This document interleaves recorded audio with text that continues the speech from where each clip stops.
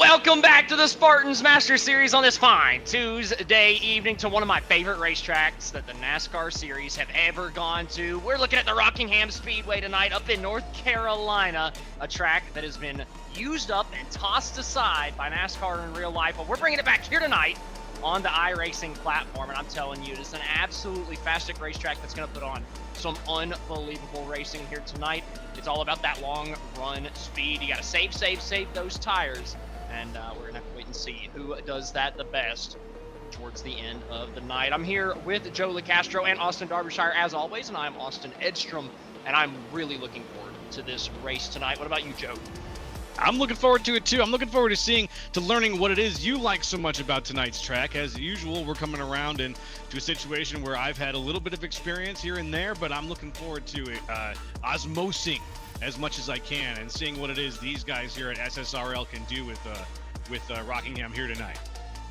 And we're going to get a look at our point standings real quick. We're looking at the top of the points board. Joseph Kazi still sitting up at the top after he pulled off yet another victory last weekend. He's won the last two races, and last week at the Daytona International Speedway Road Course, Kazi was on an absolutely another level, clearly the fastest in the field, but man, he put himself behind early, had a lot of mistakes, but he was able to overcome those mistakes as some of the other race leaders throughout the night happened to kind of shoot themselves in the foot. So Kazi able to kind of avoid all the mayhem last week. Tonight, I'm not so sure. There's going to be a whole lot more mayhem.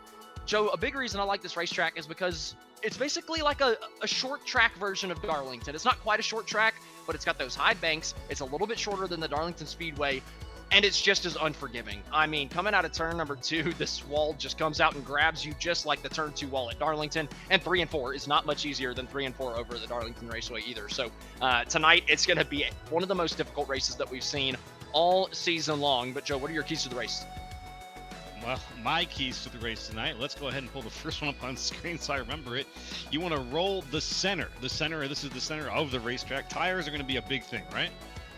So over the course of 250 laps, you got to keep it consistent.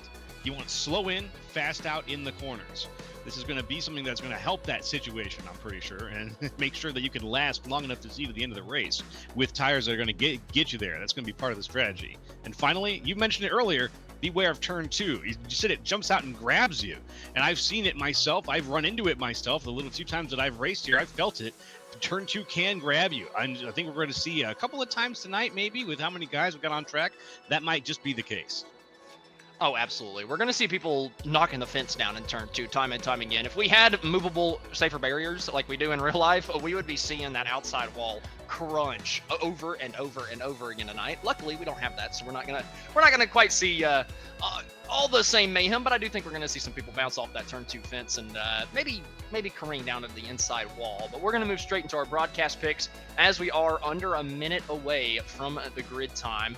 Up first, my pick, I'm going to go up with a guy that, hey, he knows that slow in, fast out. He knows how to save that right front tire. That's going to be the number 56 of Johan Seminario. Just think that he's got what it takes to win tonight. And I'm going to go with Justin Levine. I've got just a feeling that he's got a race win in him. We see him excel on tracks like this where he can get out ahead and really shine. So let's see what happens.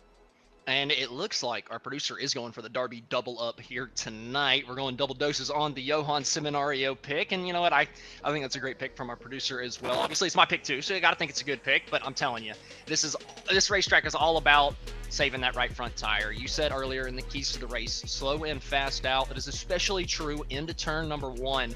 The slower that you can get into the entry of turn 1, the easier it's going to be for you to wrap the bottom of the corner, and the easier it is for you to hold on to the longevity of the right front tire. So we've just got to wait to see who can do that the best. It's really about that turn 1 entry. I've heard about it in real life from the guys that used to race back in the Gen 4 days whenever we used to come to Rockingham twice a year.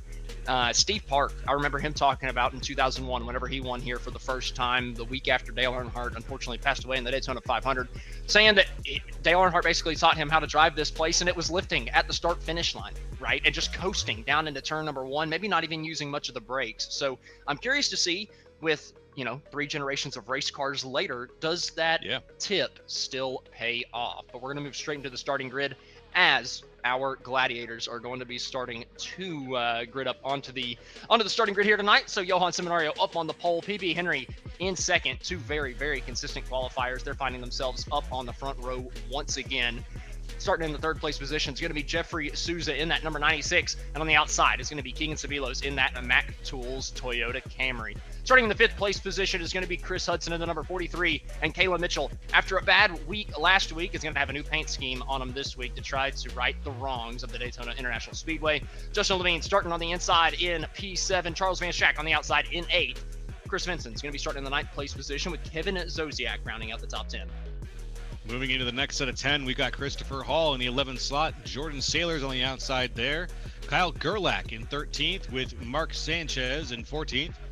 Dave Fuge Jr. on the inside in 15th with Kyle Westwood in 16th on the outside. Robert Besaw Jr. in 17th with Colton Garner in 18th. Evan Ethel in 19th. Art Nicotera in 20th. Starting in the 21st place position tonight, it looks like we've got William Lark with Corey Saucier starting on his outside in 22nd. Row number 12 is going to be headed up by James Staples with Colby Jackson starting on his outside in that number 37. Todd Parent going to be starting on the inside of row number 13 with Reese Schaefer, a guy that should have won last week. He's going to be looking for revenge after the mistakes that he made towards the end of that race. Starting in the 27th place spot, we got Jake Hickson. Chad Kibbe starting in 28th with Jarrett Beltman in 29th. Tom Ringer in 30th. Joseph Kazi, Lou Christian, Sammy Harrell, Drew Prohl, Jose Medina, and Corey Atkins round out the 36-car field here tonight. Sorry, Johan, I was taking a little bit too much time, so I had to go ahead and hurry through the end of the field because we only have one lap to green here at the Rockingham Speedway. Not quite a short track, so just the one lap that we get under the caution flag, and it's going to be Johan Seminario and PB Henry up on the front row to lead us down to the green flag for the first time here tonight. We didn't go too different on the picks, just a couple one-sim guys that we believe are going to do great. But hey, PB Henry on the outside has been a tire saver all season long. We're going to have to wait and see what that number 25 can do as the green flag flies. And Johan just about loses it down on the inside. PB Henry easily going to take the lead as they're scrambling on the bottom line, just trying to get going. What do you think caused that there? Was that a misshift? I think he might have been in the wrong gear, maybe thinking that he wasn't going to have too much wheel spin, maybe starting one gear lower than a couple of these other guys because it looked easy for Henry. And now coming down into turn number 3, Keegan Sabilo in his first race back in forever, looking to take the race lead. And here comes Kayla Mitchell on the inside with him. What a move from Keegan Sabilo. He's up 3 places now, taking advantage of the early chaos caused by Seminario's slip there. But Seminario finds his way back into third. He's going to hold on and find that inside line with these guys as things get strung out and we get through the first lap of the race. I'm telling you, this is going to be a mistake-filled race. This racetrack is unbelievably unforgiving, and heck, it just took us one lap to see a couple mistakes. Johan on the very initial start, just on the straightaway, losing the back end of that thing. And then PB Henry coming down out of turn number 2, think he got just a little bit tight, gave the opportunity for Keegan Sabilo to get the clean air in the early going. And at a place like Rockingham, I think the clean air is going to matter a whole heck of a lot, but Sabilo gets tight out of 2, almost gave Mitchell a chance. Now we've got a couple cars now like Charles Van Schack finding a spot down on the inside, tucked in behind Justin Levine. Levine himself keeping ahead on things. He's looking for that 5th place spot with Chris Hudson. These guys are just settling in though. There's a little bit of aggression going on, but that aggression up in the front has kind of evened out as we get into that roll the middle strategy that you may have talked about. Here's a few 2-wide situations though. Right now we've got Dave Fuge Jr. and Jordan Sailors. I think that's them side by side there. Sailors on the inside, squeezing Fuse Jr. up to the outside just a little bit. Yeah, Sailors trying to roll the bottom of the racetrack. You just kind of wash up whenever you don't get that outside entry. You know, you're not quite entering at the fence because you're in that 2-wide scenario. Maybe you just push that entry a little bit too tight there. Sailors just going to have to find a spot behind Fuge. And most of the top 10, top 15 have kind of single filed themselves out, and I really think that's what you got to do early on. You got to find the bottom, and you got to save that right front tire. As much as you may want to go up here and challenge these guys up at the front of the field, if we get a long green flag run, you're going to be kicking yourself in the rear end whenever we get to the second half of the run because you ran the top the entire time. Levine looking to the bottom of Chris Hudson coming out of turn number 2, taking the top 5 position away from him. So at least a couple guys trying to make the moves in the field. You just got to be worried about that right front, though. That's right, and the right front can get burned up pretty quick. We see, as you said, we got 250 laps to go. If you race this like you're in a Draftmaster race and you're just trying to get to the front as fast as possible, you're going to burn that right front, and it's going to set you up to fail in the long run. So you've got to find patience. Wherever you can find it, you've got to find patience. Even when you're close to the front like that and it feels like a position is just one move away, be careful with that right front. Got a side-by-side battle a little bit further back in the field. Still a couple of guys willing to put it on the line here early. Jordan Saylor's going down to the apron. Bit of a moment coming out of turn number 4. A little sketchy there for the driver, the number 55. The exit of 4 is going to be difficult, but looks like we've got one car slow on the apron through 3 and 4. James Staples, a lot of front-end damage. Got to think that he had a big moment coming out of turn number 2. And it looks like we're going to try to get a replay of exactly what happened to Staples, and it was almost massive for a couple of guys at the back of the field. You can see him gets loose out of turn 2, overcorrects it up the racetrack. 2 more cars going by on the outside, just able to squeeze by as he dives it back down to the bottom, crushes the front end against the inside wall, and nobody else was coming behind him, so he did not get the caution, but we got another one. Somebody else has spun it out on the racetrack, not quite sure who I'm looking for. Oh, a couple cars in the middle of the pack, still stopped in the middle of the raceway. The 92 stuck sideways. Kevin Zosiak down on the inside of the racetrack. Might have had some contact with the inside wall. Yeah, I saw a few names fly by there. Saw Zosiak, Kyle Gerlach, Westwood, all potentially involved there. And Gerlach was one of the guys kind of making moves. He was looking to the inside of people trying to get some spots. Now it's him to the outside of the 92 with Kyle Westwood, but it's actually Westwood and Zosiak getting together off of the corner, all sliding back down the racetrack. Bit of contact for Zosiak. Honestly, I feel like all that damage is mostly repairable for these guys, but man, you really don't want to give up all that track position in the early going. No, you don't. And that move, trying to get back into position, trying to get back into line. It's going to be the kind of thing that he's going to plague these guys. As you try to find patience, you try to get back into that position. If you just make the move without looking, or you make the move in kind of a lazy way without a little bit more on the pedal, it's going to cost you. And if I could look at that again, I'd see what we saw there. He just crossed over without having that extra room. He needed more space. And coming off of turn 2, like I said, it feels like that corner comes out and grabs you. You're trying to almost give yourself a little bit too much room coming out of that corner. And I'm kind of watching back on my own. Obviously, we got our own little camera here, but Zosiak got loose coming off of turn number 2. Westwood gave him plenty of room, but Zosiak didn't use all the racetrack. The back end stepped out. He was trying everything he could to keep that outside against Westwood, and kind of came off the fence a little bit as the back end was stepping out, and Westwood just never knew he was sideways and ended up getting right reared. I'd probably put more than that on Zosiak because I feel like Westwood gave him the space, and Zosiak just got loose, and unfortunately it caused a big incident on the back straightaway. Ultimately, no malice in it, right? I'm not trying to throw Zosiak under the bus or anything. He's been plenty quick and plenty clean this year. Just a slight mistake coming out of turn number 2 at one of the most difficult racetracks that we go to. Yeah. I don't think there's any malice involved at all. It's just one of the things that you hope we can just shake it off early. We're 12 laps into 250, guys. So let's get that lack of perception out, shake it off, and try to use more of the racetrack. Early on, the pre-race jitters kind of getting in the way for a couple of these people, but the lights on the pace car are off here. We are starting to double back up, getting ready to go green flag racing once again. Got a couple fans in the chat. David Salter, typical driver in the series, giving a big shout out to the Henry boys, and then John Fuge going for the number 40 here tonight. Got to imagine big Dave Fuge fan as well, being John Fuge, but we'll have to wait and see. He was calling out number 40 of Colton Gardner, so Gardner's got a fan in here tonight. And we love seeing interactions from the fans, so please do continue to chat with us. Give us your opinion on what's going on. If you've got the link for the race, send it out. And our racing pace car off the racetrack again. Keegan Sabilo picked the top side of the racetrack, and he didn't get a great restart. Him and Mitchell are going to be side by side coming down into turn number 1. Sabilo drives it in a little bit deeper. He's going to clear his teammate for that race lead. Still side by side for the 3rd place spot. PB Henry not giving it up, but a couple more wrecking out of turn number 2 in the middle of the pack. On the restart, cold tires, everybody just trying to get through. Still a couple people coming to a skidding stop down on the bottom side of the racetrack. Uh-oh. Colby Jackson here on the outside. Kyle Gerlach slowing up. Seeing one car reversing their way back across the field. But it ends up being a big one from about 20th on back. Yeah, there was a little bit of a pushing match going on between 2 cars who were nose to nose there at the end. We got a replay coming up here. We'll see what happened officially. Or at least unofficially speaking. We'll do our own interpretation, but it was busy. You see the situation here. It's not a clear 2x2, not even 3x3. It's just all over the place. And then there goes the 3. Hard spin. So the 3 came down on Colby, right? That's Yep. for a fact. Colby had his left side tires on the yellow line, so B-Saw came down, but I gotta say, not the best time to go 3 wide. I would not be sticking somebody 3 wide that leaves just a lane. It's not like B-Saw left anything more than a car width.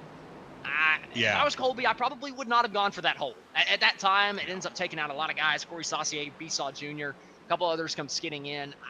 I don't necessarily like the move at this point of the race. Yeah, it's at gotta say you're exactly right. Just deciding to move up to that inside lane during turn 2, I'm pretty sure where everybody was.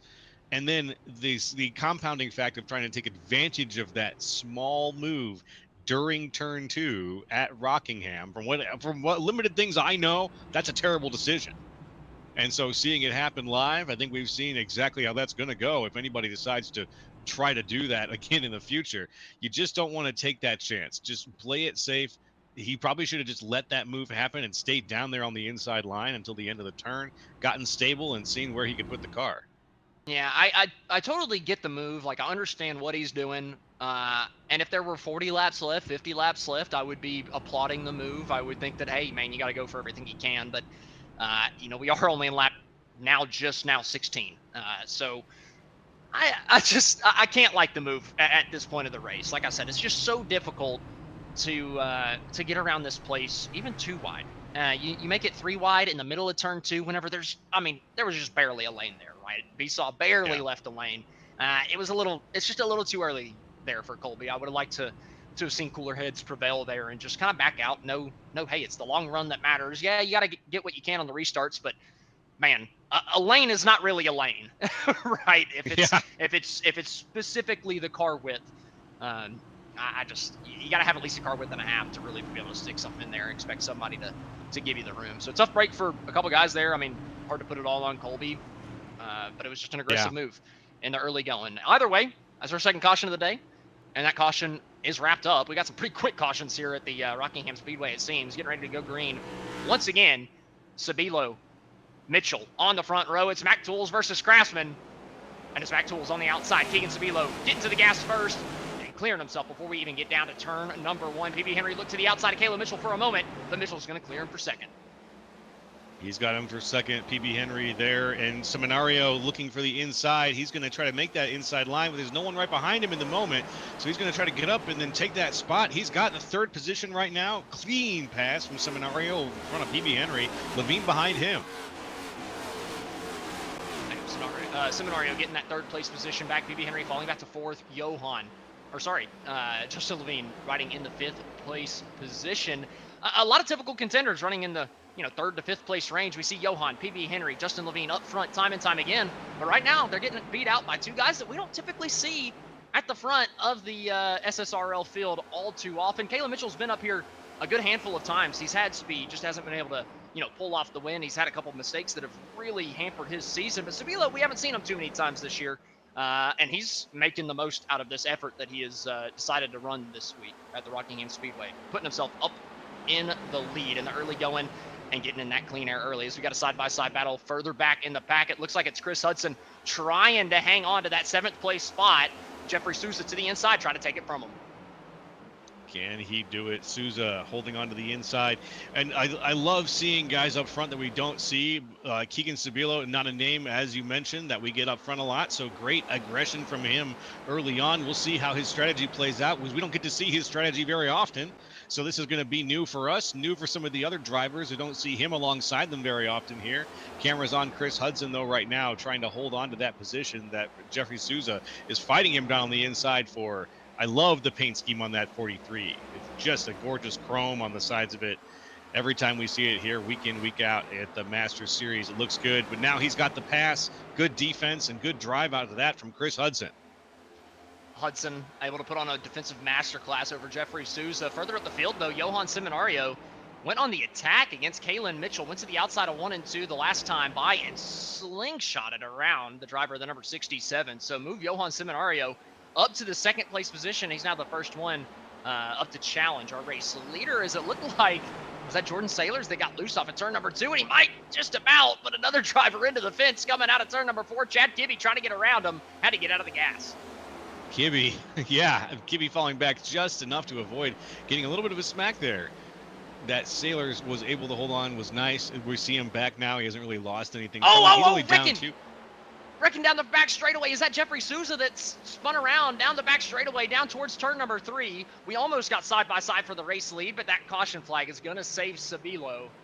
Oof. And we're under the 3rd caution already in 24 laps. That was almost a non-situation. Maybe if he had gotten down below the line, we would have been green still, but oof, big loose. Souza went for the move again, and it just did not pan out for him. And Reese Schaefer didn't really know where to go whenever he saw him spinning. You know, Souza, he did a good job hanging on to that thing and spinning it to where he wasn't coming back into the racing groove or, you know, really spinning out doing donuts. But Reese just had no idea that he wasn't going to be nosing back to that outside wall. The way the car was positioned, it looked like it was going to travel back up to the outside fence. Reese thought about going low, and unfortunately now Schaefer in that number 97 has some pretty decent left front damage. Yeah, if it's not 1, it's 2. And in this case, the 2 look like they are, yeah, he took about the most solid hit he could have taken, almost directly on that front left. Hopefully more on the front of the car than on the tire. So I guess we're going to find out and see over the course of the next couple of laps what the effect really was there. Yeah, it doesn't look like Schaefer came down pit road. I would have absolutely come down immediately to get that damage repaired. I mean, you definitely don't want any front end damage here at Rockingham. You do not want to turn into a dump truck here and have that front end push up the racetrack. The last thing you want to be worried about is a tight race car at this racetrack. Yeah, and you've got a lot of laps left to go. We are a 10th of the way through tonight's race overall, so we've got a lot of race left to bite off. And having that damage early on, it could be something you can deal with later potentially, but why not deal with it now? Why not make sure your car is in fighting shape for you to get those early positions if they're available? And so I'm kind of hoping that he gets that taken care of, maybe on the next yellow. Yeah, still stayed out this lap. I'm shocked. I would have absolutely came down this pit stop because that's some pretty sizable damage on the left front. We do have a stage break at lap number 100, so he's absolutely gonna have another chance to come down at that point. But you don't want to wait until that, because then you lose all the track position later on in the event. I would rather lose all the track position now and have to come through the field than lose it at the end of the stage and come through the field with less laps left for you to kind of right the wrongs. But we're going to have to wait and see with Reese Schaefer. He was doing a decent job coming through the field beforehand. He came from 26th to 9th, so we know he's got the pace in him. It's just, man, you got to get that damage repair. I don't think that he thinks it's that bad, but from what I've seen, looking at the rear chase camera that I've got of his vehicle, I'm not liking that left front damage I'm seeing on that 97.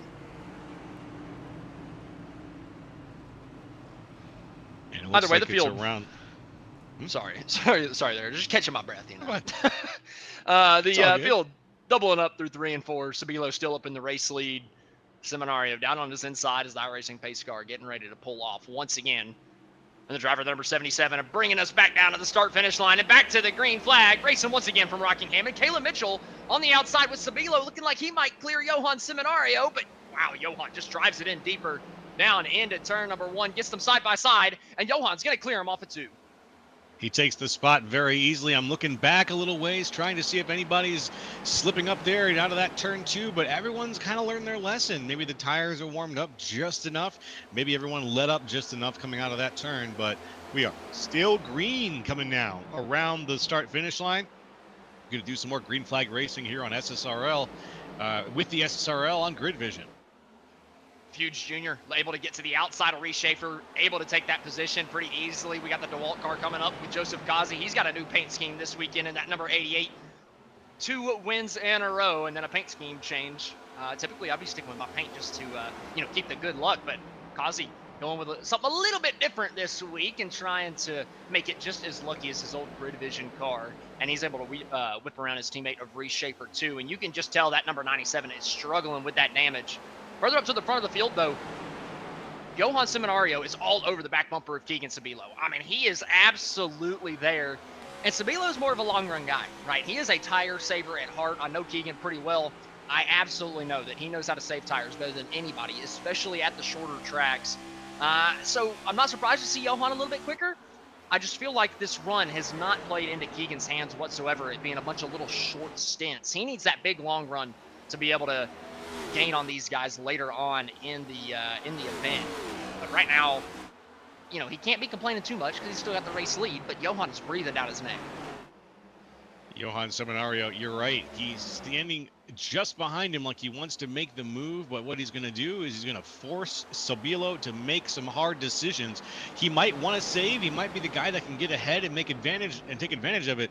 But when you got someone breathing down your neck like that, you've got a lot more things going on. Oh, no! We got a spin and the 98's around. Christoph Hall losing it coming out of turn number 4. I believe he got a little loose before the contact was made, but him and one other go around coming out of turn number 4. I think it was Jordan Sailors that he made contact with coming out of the corner. Both those guys, I believe, ended up going around. Chad Kibbe spun Sailors out shortly after. So I believe it ends up being a 3-car incident with 2 of them spinning. Looking at the replay here, you can tell the 98 just loose. Sailors could not get checked up in time, and neither could Kibbe. Both those guys spinning off to the infield grass. Reese Schaefer doing some lawn mowing. I'm pretty sure the people of Rockingham really appreciate that. Maybe an opportunity for him to get some damage repair, though, because he had started losing positions. He got all the way up to 9th from 26. He's fallen back to 15th by the time that caution flag came out. So I think he needs to come down pit road and get that damage repair. And I think there's a couple more people after that wreck that are thinking the same thing. Let's do a little grid vision replay action here. Sailors aside. Ooh. Nice spin action. He's back. He's driving straight.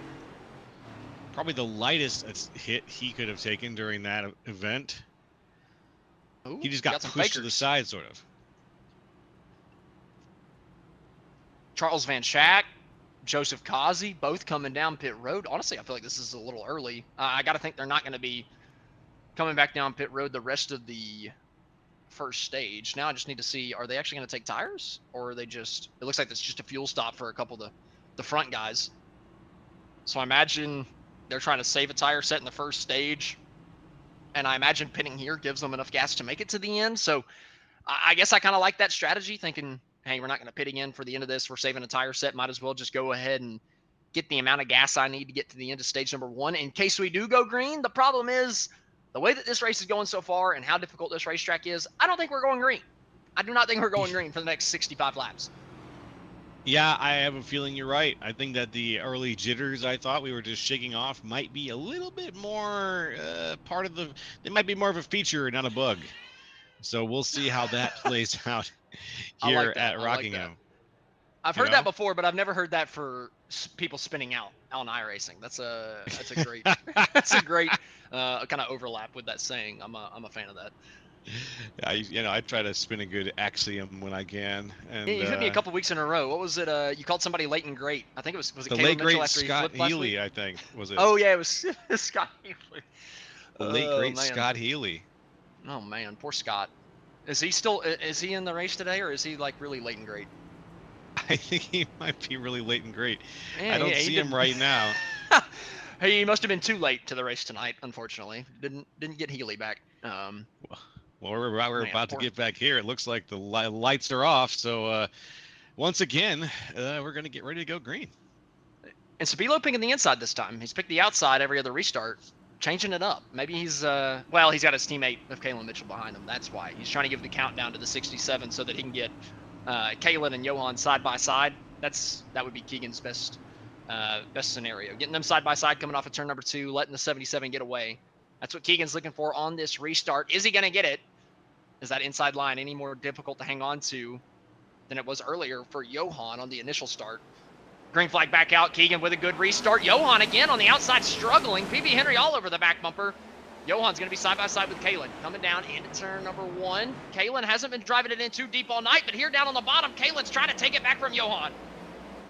Can he do it with no one there to help him? He just needs the space. Doesn't have it. Unfortunately, he slides back into third. PB Henry behind him. Henry was just taking it back, I think, by the lack of speed on a Seminario on that restart. He was saying, hey, where's the gas pedal, buddy? Yeah, Johan has not been the restart group tonight, right? And maybe it's because we picked him. Every time we've picked Johan, he's had something terrible go wrong. So is it going to be the restart bug that bites him tonight?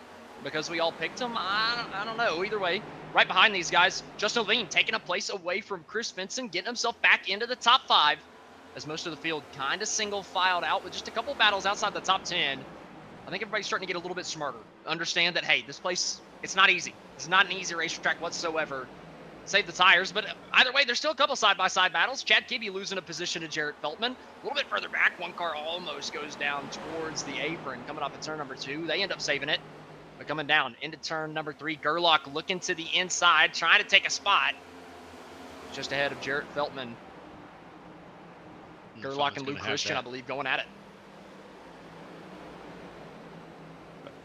Looks like he's jockeying back and forth with Feltman there on the outside. It's going to be Chris Hudson and Gerlach on the inside, forming a little two-man lane. Kibbe, though, is tucked in on the inside as well now. Working with Gerlach a little bit. Can Kibbe give him the push? Nope. It looks like it's going to be Jarrett Feltman moving his way up into, what is that, 10th position? Yes, Jarrett Feltman holding on to the top 10 right now.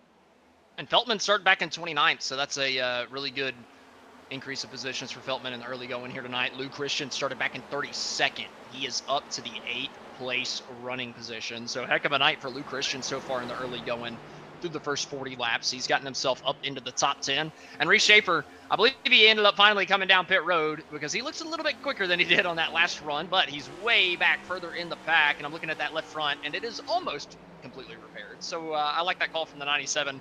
Sucks to have to go all the way to the back of the pack, but man, you'd rather have no damage on that race car than, 30 seconds, especially at a place like this. But the battle for the lead tightening up once again. Johan ever so slightly quicker than Keegan. And you know what? With the right car and the right foot attached to the right leg, you can get from the back of the pack back up to the front. We've seen the Lou Christians and Jarrett Feltman, so I'm feeling Reese Schaefer. I'm feeling his chances here to make his way back up a little bit, as we've got eyes on Johan Seminario watching Keegan Sabilo. He's going to make a move to the inside. Going to let off just a little bit ahead of Sabilo, though. Look at how good he can wrap the bottom compared to Sabilo, though. Look at, he gets back up to the back bumper before they get off the corner. Sabilo ends up getting just a slightly better run because he had that top line. But I'm telling you, that line that Johan's running is a tire saver line, and it ends up being faster after only about 20 laps of green flag racing. If we can get a long run, I absolutely love that that corner that Johan had down into 1 and 2, just lifting earlier than the guy in front, letting the car rotate. We're seeing Sabilo try to do it this time by, and a couple of cars further back, really ripping the fence through the middle of 1 and 2. Kalen Mitchell throwing a block on Levine, getting loose out of turn number 2, and Levine's going to go around the outside to get himself up into the top 3 as Kalen Mitchell slides back to 4th. He's got the line way up on the wall on these turns. It comes back down. Nicely done. Levine into 3rd. Sights are on Seminario. I can't believe how high they have migrated up the racetrack this early. I thought we'd be tire saving a whole lot harder, but these guys already ripping the fence through 1 and 2. Sabilo up to the wall, Johan up to the wall, and just everybody follows them. And through 3 and 4, they enter a little bit lower, but then still get all the way up to the fence before they kind of slingshot it off of the wall and get a big run down the front straightaway. A little bit further back, though, Dave Fuge Jr. Man, he's having a heck of a night, looking to the outside of Chris Vincent for 7th, and it looks like he's going to take it down into turn 1. But Vincent fights back on the inside, trying to get it back. Coming off of turn number 2, you would think Fuge would have the momentum. They make contact. That's going to hurt Vincent and give Fuge the spot. Wow, that's a solid dooring between the two of them. I'm just glad that Chris Hudson didn't get caught up in it. But that bump and that bounce, now we see him in front. Chris Hudson.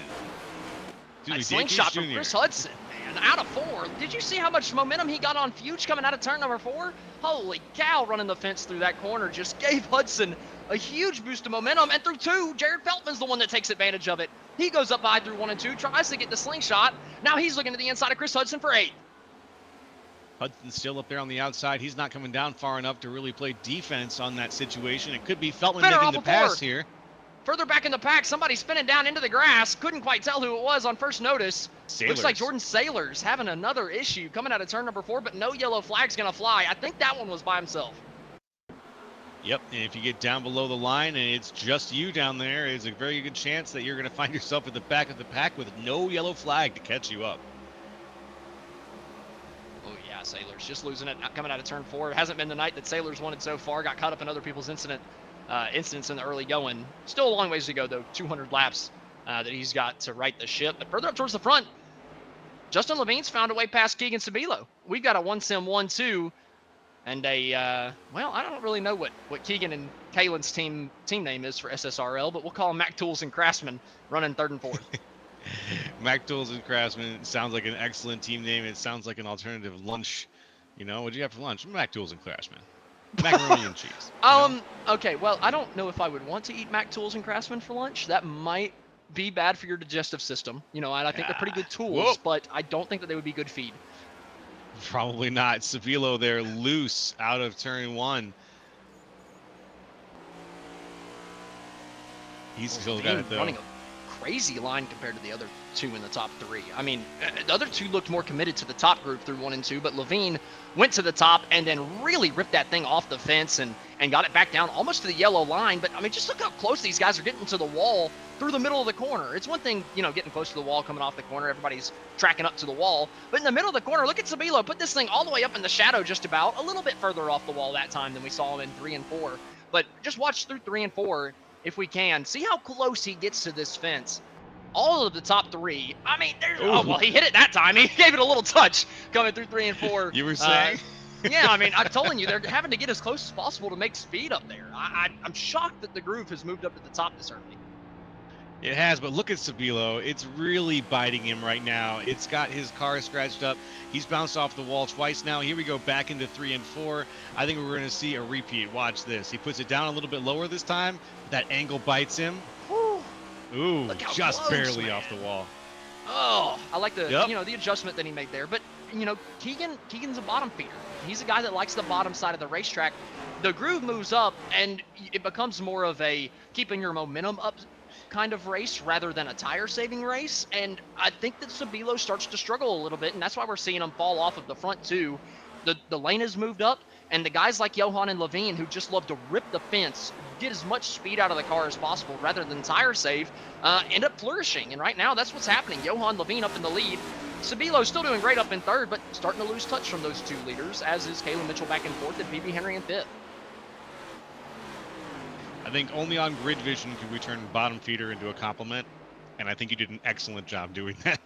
I mean, well, look, man, back in the day, we would watch Kevin Harvick at Atlanta, and he was a mega bottom feeder, and he would just dominate some of those races. Somehow only won, I think, 2 races at the racetrack over the course of his entire career. But man, he was unbelievably quick because you would figure out how to wrap that bottom and use the paint on the very bottom to help rotate the car even more. I thought that was going to be what we were going to see tonight. I've seen it time and time again at Rockingham, but the groove has clearly moved up to the wall. Yeah, and you know what? Like I just said, if it's good eats, it's good eats, and that could have been something that we had tonight. But if Sabilo's out of his element, then this might be the time that we're finally seeing it break. We're 56 laps in, 57 laps in now to tonight's race. So this is the time for the tires that have been burning up the right fronts to start to break a little bit. And I think Sabilo's got something wrong with, maybe a little bit wrong with his car at this point. It's showing the signs of age. Well, and you know, this car, the body is very sturdy, right? You can tap the wall a couple of times and not have any damage. 3 wide coming out of 4. Oh man, I cannot believe Kazi got by on the inside, and then Colby Jackson ripping the fence around Chad Gibby. A couple of guys making the most out of Chad Gibby having a moment through 3 and 4. But caution out. PB Henry. Yellow out. Excuse me, PB Henry's fine, but a couple guys wrecking down the front straightaway. Jordan Saylor's involved again. And Besaw. Robert Besaw Jr. again. Man, tough break for gorgeous Besaw. blockbuster livery. Let's see what happened here on the grid vision replay. Yep. The Sailors just came down and tapped him. 2 of them together. Yeah, Besaw had a good run through the middle of the corner. Sailors got a little loose, and Besaw just didn't expect Sailors to come down the racetrack coming off the corner, right? Nobody ever does. Unfortunately, Sailor's just a little loose, and you know, Besaw's exiting the corner at that point. It's tough. You know, you almost have to put it on Besaw because he came up into him, but you know, if you really know what you're looking at, Sailors, you expect him to go up to the wall, and he just didn't do it. Yeah, it was a matter of expectation versus reality, and if we look at it on one of those hard and fast rules, being it's on the guy who's passing to pass safely, yeah, you could look at Besaw's move, but he was just staying in his lane. Would say that. Like there's that saying is true to an extent, as we've got a lot of our leaders coming down pit road. That saying is absolutely true to an extent. Yes. It is definitely on the guy passing to pass cleanly, but it's also got on the guy being passed to be predictable, right? You can't make all these crazy movements. And look, coming out of 4, you better believe that coming out to the wall is what is expected of you. But man, what a tight race. Coming out of pit road, I couldn't quite tell who won that battle between Chris Hudson and Levine. It looks like it's Chris Hudson. He was back outside the top 5, and now he's got himself up to the race lead, second, because Charles Van Schack actually stayed out.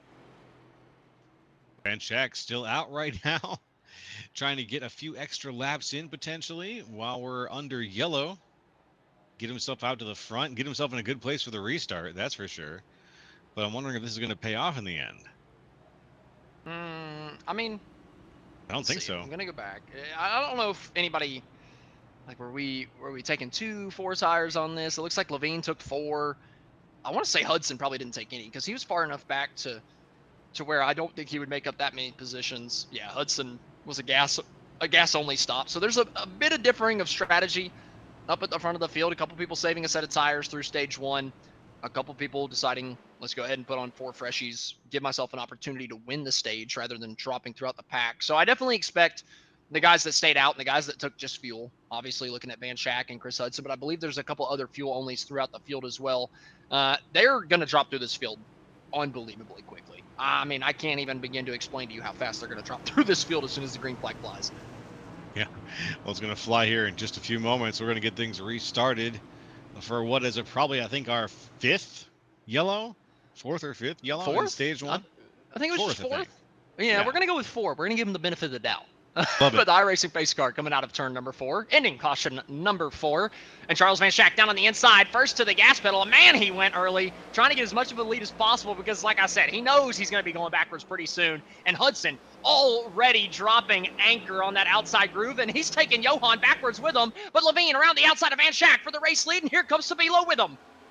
Oh, Levine, what a move. He's got it now down to the inside. This might be where you're looking at that bottom feeder groove that you were just talking about, because the outside's got some speed, but Levine knows that he can make places up on the inside. Here's 3 wide now going into turn number 3. Ooh, now coming down to 1. Caleb Mitchell stuck behind that car on old tires. Hudson, just like I said, dropping anchor, just cannot do anything. Trying to get out of the way. Oh, contact further back. Chad Kibbe putting the outside wall. Sammy Harrell sideways down on the bottom of the racetrack. Oh, man, near miss as Kibbe goes sliding down the racetrack, and we're going to have yellow flag number 5. That was Kibbe hard into the wall. I don't know exactly what caused it. We'll get the cameras back here, take us back in time, show us what went down. Does he get a tap here from the 37? No. He slides up. He definitely pushed up and put Colby in the wall. He did, I gotta go back and watch that one more time. I don't want to put that on like Kibbe just yet. That was a strange one, just from the fact that Jackson got there late in the corner. Okay. He made it 3 wide on him on corner exit. I gotta say, and I hate to continue to jump on Colby because, you know, Kibbe did come up and, you know, turn across his nose at the end of the day. Colby is putting his nose in the worst positions. Like, I get the move that he's trying to make, but if you make it 3 wide outside at the very last second coming off of a corner, whenever the 2 guys below you already have their exit planned out to how they're going to sweep off the wall, they've got the momentum they need to just sweep to the wall naturally, it's impossible for them to get off the gas and continue to go back down to the inside. Like, I hate to say it, but that's like kind of a lack of racecraft. Or a lack of knowledge of what that car in front of you can do. Like, what are the capabilities of the race car? It's not even the driver, right? Like, I'm not trying to get on Kibbe at all because he wasn't able to turn to the left. If he yanks that wheel to the left or has to get off the gas, I still think that he's plowing up into Colby Jackson because Colby got there so late. Like, I don't think Colby's putting his nose in the best positions. Yeah, there's opportunists and there's it sounds really stupid to say it twice. There's opportunists and there's opportunists. And in this case, when you put your nose somewhere it's not supposed to be, you really just are rolling the dice and running the risk on the possibility of that car's capabilities running directly into yours. And that's, I think, what's happened twice to him so far tonight. He's gotten exactly where the car needs to be to make and then roll the dice twice, and both times he's met the other car when so I got to point out, he wasn't going to. I got to point out, because David Salter in the chat says looked like 37 bounced it off the wall. I agree. He hit the wall before he got to Kibbe, but he was still against the wall whenever Kibbe turned across his nose, right? So Kibbe left him absolutely less than a lane, even though Colby did hit the wall. Yeah. He didn't actually bounce off the wall into Kibbe, but I would still put it on Colby because it's just putting your nose up there too late in the corner. If you get there earlier, then absolutely. But man, it's just way too late to kind of make that move, knowing that the 23 is going to be, coming up to the wall on exit like everybody does. It's nothing egregious from Colby. It's just, again, one of those things where if there's 30 laps left in the race, I like the move. But in stage number 1, I don't like the move. Either way, caution number 5 is finished off. Justin Levine, Keegan Sabilo up on the front row, coming back down to the green flag. And Levine going to be able to easily take the lead as we get down to the start-finish line. Keegan Sabilo has PB Henry all over the back bumper as we drive down into turn number 2 with Johan Seminario looking down to the inside of the 77. Seminario definitely wants to get his position back here. Levine is in a great spot to take the lead and hold on to it to the end of the stage. There's going to be a planned yellow at that point. Now, we've had a few, obviously, leading up to it, but there's going to be some points on the line, and that's what's going to be, oh, there we go, Seminario up in a second. That's what's going to be the main motivator for Justin Levine to hold on to this position. Yeah, Seminario, Justin Levine's teammate, able to get himself clear into the second place position. Keegan Sabilo back to P3, where they were running at the end of that long green flag run. Where it differs is right behind him. PB Henry, Kayla Mitchell have swapped places. PB Henry in 4th, but man, he's looking for more. Looking down to the inside of the Mac Tools number 77. PB Henry going for 3rd place, and PB Henry trying to take it down into turn number 1. Not quite clear. Finally, off of turn number 2. Looks like he's going to get that spot done. Sabilo looks like he was having almost some car trouble. Like his car has just been falling off a little bit, but he's holding on steadily now to 4th place. Behind him, he's got Kalen Mitchell and Lou Christian behind him to ramp things up in the top 6 here. Dave Fuge Jr. a little bit further back, and then a large gap between the guys in front. And it looks like about a 1.5 second gap back to Kyle Gerlach there. Yeah, I'm surprised at how much the field has broken up behind these guys. It must have been some type of a moment coming out of one of these corners that kind of broke off Gerlach, Feltman from the rest of the top. Let's see, 8 here that have kind of separated themselves. I mean, Dave Fuge Jr. up to the 8th place position. I mean, he's just kind of riding in no man's land right now. And honestly, if I was Fuge, that's where I would want to be. He's got nobody pressuring him from behind. He's not really putting any pressure on anybody from in front. Like, he could just save tires right here. And over the course of the last 10 laps of this run, he'll probably be one of the fastest cars on the racetrack as long as he can keep the tires on it and not drive too hard. You can kind of get suckered into that carrot on a stick mentality, as one of my old commentator buddies used to say, Brian Britt. You can kind of get suckered into driving a little bit harder than you want to. Honestly, I think that's what happened to Keegan Sabilo on that first big run.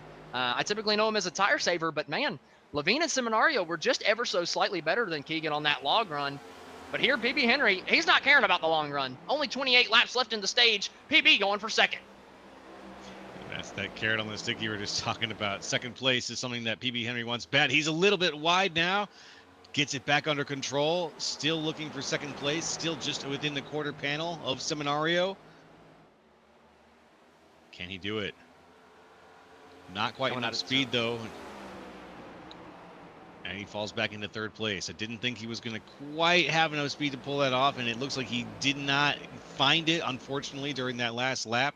He's going to stay behind Seminario now, as we see the other cars behind him also stringing out a little bit. Yep. And for way further back, we got some 2 wide going on. We've got Evan Ethel side by side with, looks like, Reese Schaefer briefly there. Chris Hudson and Kyle Gerlach. Yep. Yeah, Kyle Gerlach around the outside of Chris Hudson here through 1 and 2. Might end up being 3 wide. Not quite going to be able to make it stick down there on the bottom of the racetrack. Thank goodness. I was a little worried we were going to be 3 wide out of 2. I just don't like it. Out of 2, I do not like the 3 wide moves this early on. I get it. I totally get making it. And if you can make it work, then more power to you. But whew, it's just a little sketchy to be doing it. And we've seen a couple guys try it a little early on so far tonight, and it has not really stuck out one time. It has not really worked too many times so far. So a little sketchy. Nonetheless, these guys still doing battle back towards the back half of the pack. Chris Hudson, one of those guys that saved a set of tires, continuing to plummet. Yeah, and that's paying off here, I think, a little bit. Is Chris Hudson one pit stop ahead, or of excuse me, one pit stop behind our man in the 40 machine here, Colton Gardner? Let's see, Gardner is on, I think only on one pit stop. So Garner's got old tires. No, he hit on 59. You know, you see the one pit stop. You don't know if they took tires or if they've only taken fuel just off of that fair. data. Yeah, a I lot of should these check guys the have come time. down pit road and only taken fuel. Like It was a Chris Hudson came 15-second down, took pit fuel stop. only. Kazi came down, took fuel only once, but I think Kazi came back down for tires a second time. So it's a little all over the place with the strategy. We're really not going to get a good idea until after the stage break, where everybody's kind of sitting. That's a good point, yeah. And that's coming up here pretty soon. Ooh, up to the race lead. Johan just about got to the back bumper of Levine through 1 and 2. Thought he was going to push him up the racetrack, but he had to slam on the binders. And honestly, that's given PB Henry an opportunity to get to his back bumper.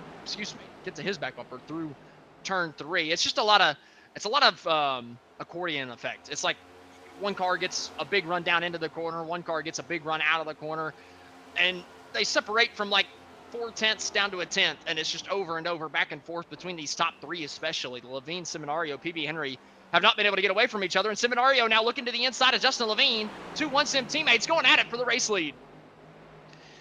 Now, we've seen when these 1-sim guys get into these situations, they can get competitive, real competitive, door knocking, pushing, pulling. So we'll see what happens, but I think that he's not going to make it easy for Levine here. Seminario now just a little bit ahead potentially. The machine says no. He's going to go ahead and tuck it back in, but he's going to look again for the inside now. Once the tires start wearing off, it is just so difficult to get the move done on the inside of the racetrack unless the guy on the outside makes a big mistake. And Levine is not a guy that you expect to make a lot of mistakes very often. So Seminario's got to find some type of unusual way to make this pass to be able to get this stage 1 win, because Justin is not going to lay over for him and let him have it. No, not at all. But we're coming up on some lap traffic, I think, which is going to make things a little bit more difficult for Seminario, for everybody potentially, as we get things going. Because, as usual, lap traffic does just make things more difficult. We're going to see maybe the front will squish a little bit back into the cars behind them. But right now we're going around. Chad Kibbe's splitting things. Oh, 3 wide through 2. Levine just keeps it out of the fence and just keeps the race lead. I thought it was it there, though. I thought Kibbe was washing up to the top side of the racetrack and taking Levine's groove away. But here through 3 and 4, Johan trying to clear him before we get off the corner, but Sammy Harrell's going to be right in his way. Now PB Henry down to the inside of Johan as we come down to turn 1, 3 wide down the front stretch as PB Henry's diving it in there for second, but he's diving it in there too deep. Keegan Sabilo around the outside trying to take third. That is what we like to see. Wow, that traffic really stirred things up, gave some people some chances, took some chances away, but now Seminario's back where he was, challenging Levine for first place. 16 laps to go in stage number 1. Which of the 1-sim guys is it going to be? And if it's not one of the 1-sim guys, is it going to be one of the Sabilo Racing Esports guys? Keegan Sabilo in third. Caleb Mitchell battling for fourth around the outside of PB Henry. The Mac Tools and Craftsman cars are back in the battle for the lead. We saw Seminario just a second ago there skating on the back tire. He was almost lost it around this corner. Let's see what happens when he puts his foot down. He's got a lighter touch now. He's not making the challenge him anymore. Nope, I spoke too soon. He goes back down to the inside, trying to use that geometry against Justin Levine. Mitchell gave the outside wall a good pounding coming down into turn number 1 from the 4th place spot. Didn't hurt him too bad. And I don't see any damage on that thing, but man, that was a good pop for the number 67. But now the 77 looking to the inside of Johan for second. Keegan Sabilo, he's been saving tires back there. He's trying to come up towards the race lead here over the closing laps of stage number 1. Yeah, we are coming through lap 87. Ooh, some quick moving back there. It looks like PB Henry just trying to find his line close to the wall. He's down to the inside, going to make a pass here on the 67 of Caleb Mitchell, ideally. Nothing right now. He's too wide, still there. Not going to be able to do it, I think. Is going to fall back a little bit. It's just so hard to get the momentum off of the corner on the bottom side. I mean, you can't use all of the racetrack. You can't get the car completely up to the wall and commit to the throttle quite as quick as the 3 wide through turn 4 there. Justin Levine able to squeeze through the middle, as B saw in that beautiful blockbuster scheme going a lap down with Johan right back on the back bumper of Justin Levine. And what you would want to do if you're in second place is also use that outside line, but get a better run than the guy in front of you so you can dive and slide job him into the next corner.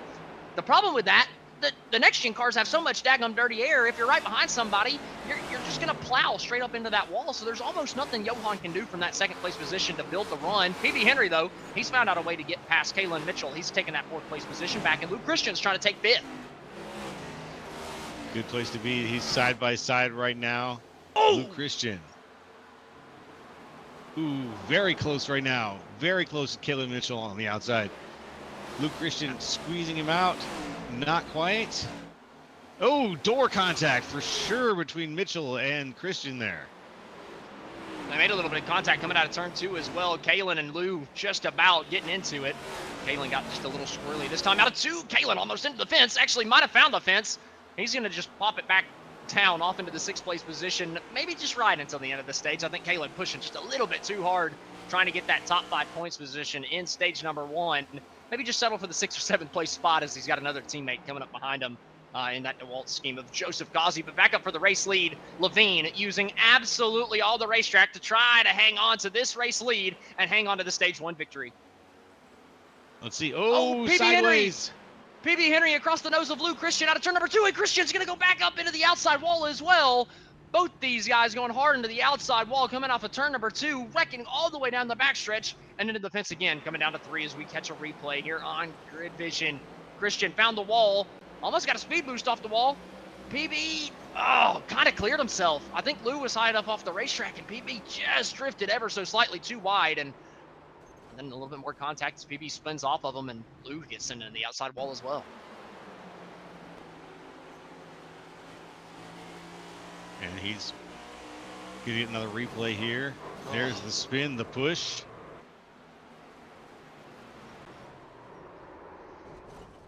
Christian was barely there, but he was there. And, you know, I mentioned the, you know, harping on Colby earlier for what he did with the 3-wide move, but, you know, that was 3-wide. There at 2-wide, I can kind of see the move paying off a little bit more, but Henry just assumed that he was clear coming off the corner.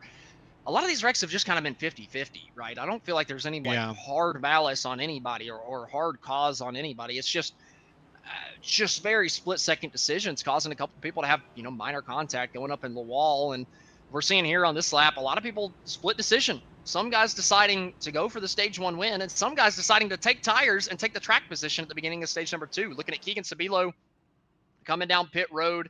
Kalen Mitchell came down pit road. A couple other guys towards the top 10 also decided to hit pit road. Go ahead and take the 4 fresh tires. Go ahead and take the fuel. You have to wait and see how they come back towards the front of the field after the stage 1 restart. I think it's a great idea. You got plenty of race left. And if you're skilled enough to make it to the top 5, you're skilled enough to make it back there during the remaining race. Well, and they should get it just at the end of stage number 1 anyway, right? If they're pitting right now, you know for a fact everybody else in the field is going to be pitting at the end of stage number 1 to take tires. So you're automatically jumping back up towards the front of the field right after that. It's just you're going to have 2 or 3 lap older tires than everybody else. Most racetracks, maybe that's not too big of a deal. Rockingham, I do think it's a decent deal. It's just, you know, did they have the numbers come down to pit road with them? If they got 15 guys that came down pit road, man, it's going to be tough for Levine and Seminario to get back up through the rest of the pack and challenge the guys that were at the front, like Sabilo, like Mitchell, that decided to go on the strategy. But there's only 4 or 5 guys doing that strategy. It's not going to pan out well for him. I think guys like Levine and Seminario will eat him up. Well, we're going to get the chance to see that happen live here in just a few minutes. In just a few moments, excuse me, because it looks like we're about to go green. We'll have to wait until the beginning of stage 2 to figure out that, though. So I think your few minutes thing was maybe a little bit more right the first time around. Nonetheless, we are going to figure out who's going to win stage number 1 in just a matter of a few moments. 5 laps to go whenever we take the green flag this time by. Justin Levine, Johan Seminario, Lou Christian, Joseph Kazi, and Jake Hickson. 3 of those guys started outside the top 25 and then find themselves in the top 5 at the end of stage number 1. And Johan again on the restart, a little twitchy, a bit of a moment. Oh, and wrecking further back, a couple cars on the outside groove into the outside wall. Chris Vincent up there with another red car. Couldn't quite tell what happened to them coming across the start-finish line. That's Colton Gardner stuck against the wall with Chris Vincent. Immediate moment off the jump. Perhaps a missed shift, perhaps a missed movement. Oh, wow. Vincent. That's a heavy bit of contact for the 33. And you got to feel terrible for Colton. He's just sitting up there on the outside groove. Yeah. Like, what the heck just happened? I've just been destroyed whenever I'm just going in a straight line. We're all going 80 miles an hour, and now I'm dead. And, Vincent just over-revved it, I guess. I mean, he's in second gracious. for the restart. So he looks like he's fine in the right gear. That was a strange one from Vincent. You don't expect that from Chris. A series regular, you don't expect that. But, we almost saw it from Johan earlier, a guy that's won multiple races this year. It's been proven that Rockingham has just been tough to restart on. Mm-hmm.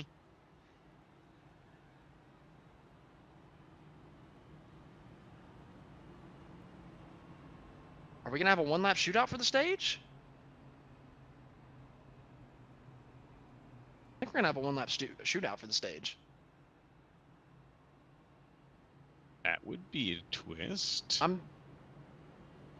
We're getting... Perfect timing. We're getting the wave around now. It's at the end of lap number 100.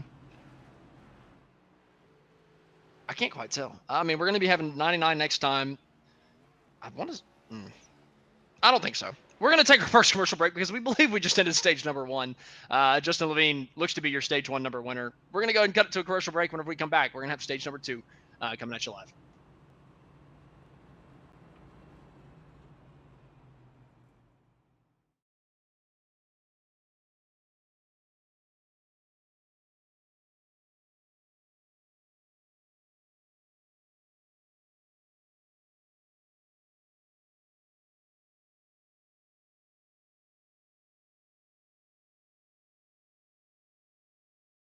Best, you can't settle for the rest. For anything on iRacing, there's just one name you need: Makoni. With the launch of Makoni Entertainment and Makoni Competizone alongside Makoni Setup Shop, we now provide the best of the best in setups, paint schemes, coaching, broadcasting, and event organization.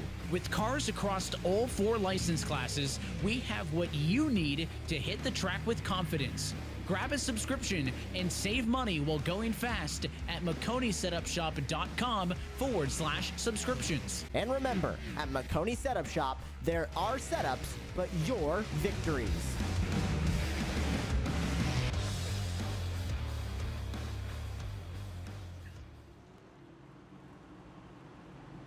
Welcome back to the SSRL series. I was correct. We only have a one-lap shootout, and then we're going to end stage number 1. So it's going to be tight here between Levine and Seminario on this restart. Can somebody like Lou Christian or Joseph Kazi get it done in just 1 lap? We'll have to wait and see if any of these guys can get up there and challenge for that stage 1 victory. Coming to take lap number 100. It's going to be a 1-lap dash to another caution flag. Who's it going to be? Levine with a huge jump on the restart, looking to take the stage 1 win.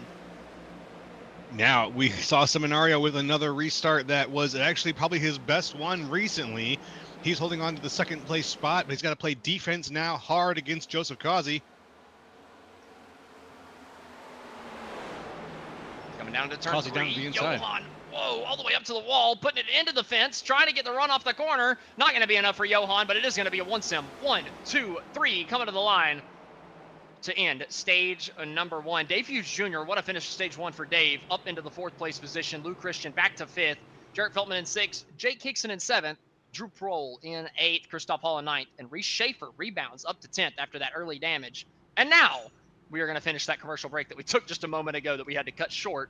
Whenever we come back, we're going to have the restart to stage number 2.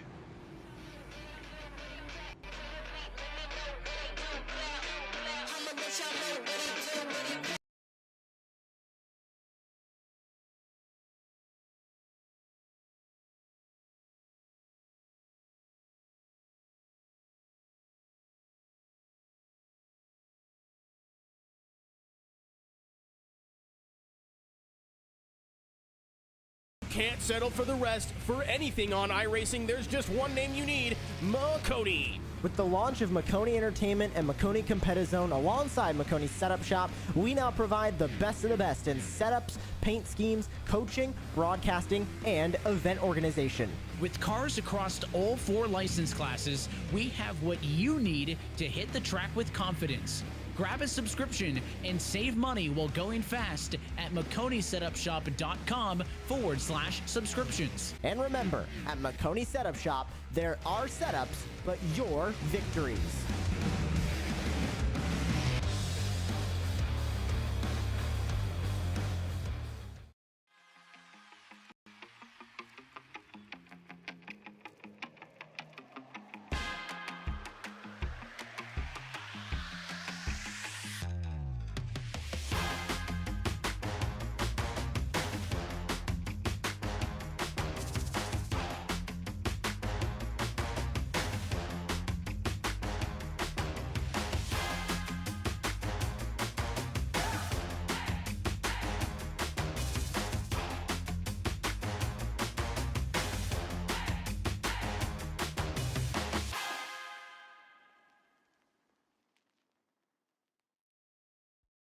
Racing isn't easy, but experiencing it is.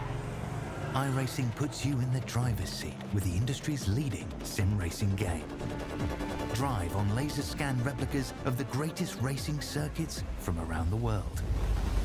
Go head-to-head against other drivers chosen by skill-based matchmaking to ensure competitive racing at every level. Compete across all your favorite series. In officially licensed cars, engineered to deliver the most accurate driving experience possible.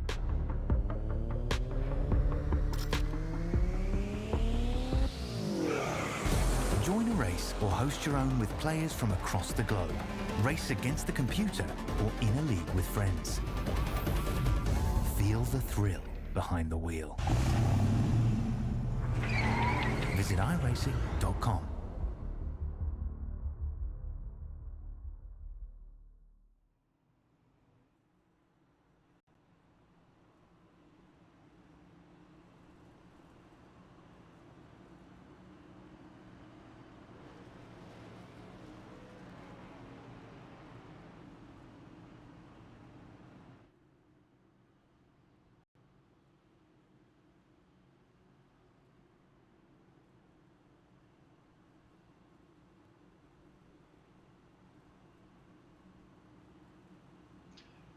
Welcome back to the Spartans Master Series on the Rockingham Speedway. We're getting ready to start stage number 2 here. We're coming to lap number 105. A lot of guys at the front of the pack decided to stay out as they took 4 tires under one of those last couple cautions at the end of stage number 1, and that has put our stage 1 winner back outside of the top 10. It's going to be Johan and Justin Levine starting 10th and 11th on the freshest tires, but it's going to be Jeffrey Souza and Kovid Zosiak at the front of the field coming to the green flag. Jeffrey Souza back to the green flag. And we're racing once again from the Rockingham Speedway to start stage number 2. Sabilo looking to the inside of Zosiak already, kind of peeking down there, deciding not to go for it. As Gerlach ripping the fence around the outside. It's going to be 3 wide off of turn number 2. Sabilo way low, trying to get the move done. He's going to be safe down there, too, because I don't think that Zosiak's going to come all the way down to the line. So it looks like Sabilo's got enough room to make the pass, to grab that 3rd place spot. He wants to make his way back up to 1st, where he's been very comfortably sitting for a good portion of the 1st stage. Yep, towards the race lead, though. Souza hanging on. Gerlach all over the back bumper. Souza leading his first laps of the afternoon. Souza trying to get his first laps led on the board before guys like Levine, Seminario, and Kazi start coming through. And here comes Gerlach around the outside in that 75, almost into the wall. But instead, he's going to go through to the race lead and take it down to the turn number 1. Should still be side by side, but Souza actually just kind of giving it to him. I thought he'd drive it in a little bit deeper. Gerlach, though, just ripping the fence around the outside. Not a bad move. And once again, Zosiak down to the inside now with that quick whip maneuver.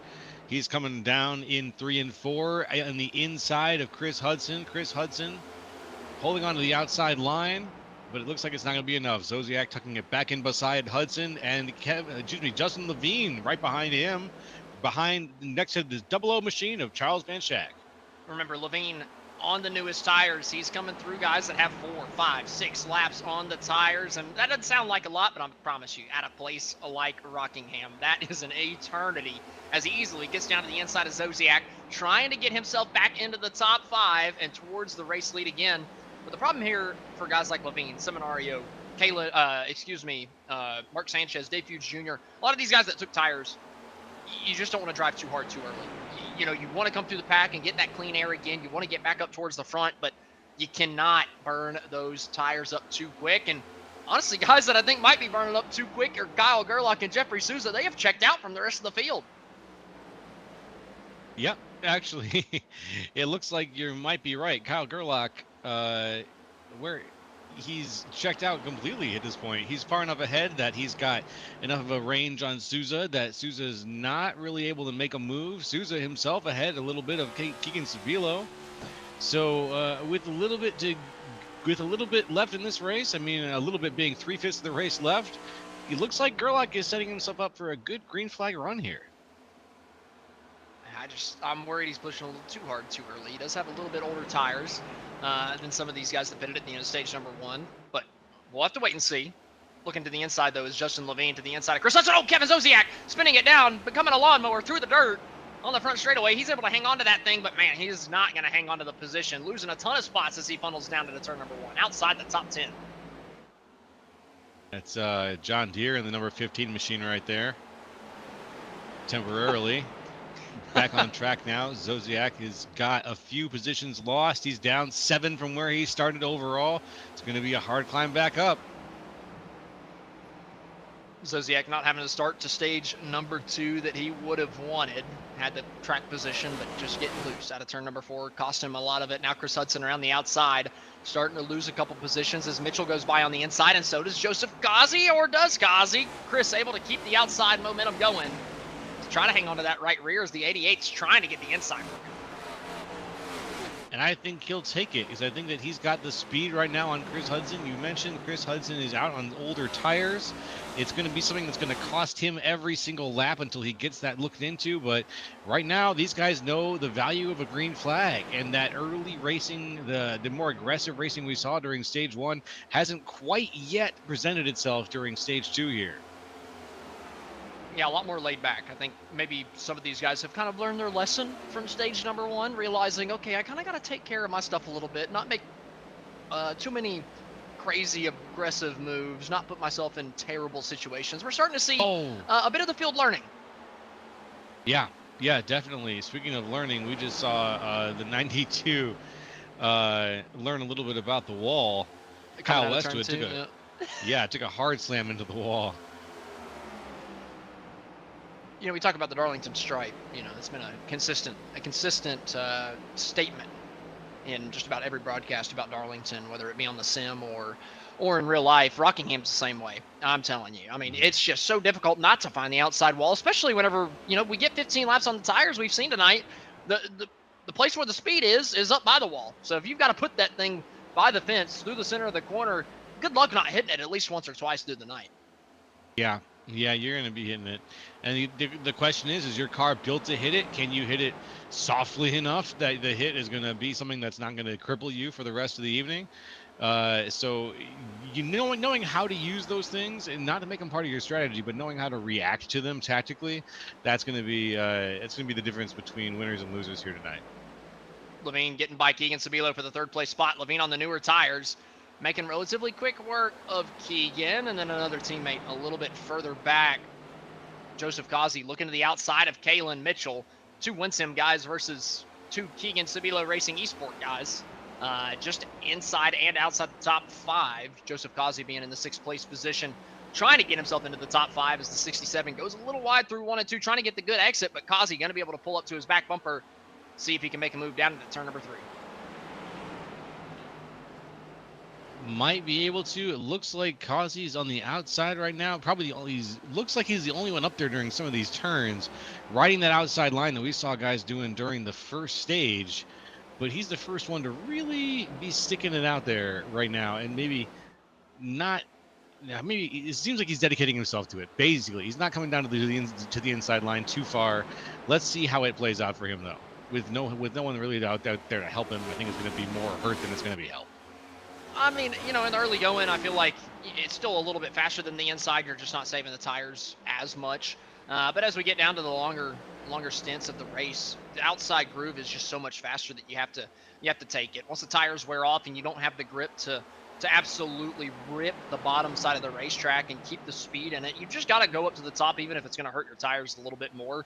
I am surprised to see Kazi kind of commit to it as early as he had. Even whenever he's single file, he's running just ever so slightly higher than just about anybody on the racetrack, but he's going to kind of prove me wrong here through 1 and 2 and keep it relatively close to the bottom, still drifting up about a lane, but a more respectable line on his tires. But further up, Justin Levine going to the inside of Jeffrey Souza, trying to take the second place position. He's got your front two, trying to go for the lead here in stage 2. All right. Justin Levine, side by side, Jeffrey Souza. He's got him by just a nose. Look, can he slide up? Yep, he's holding on to second place now. Kyle Gerlach, man, he's really just been charged forward at the beginning of this stage.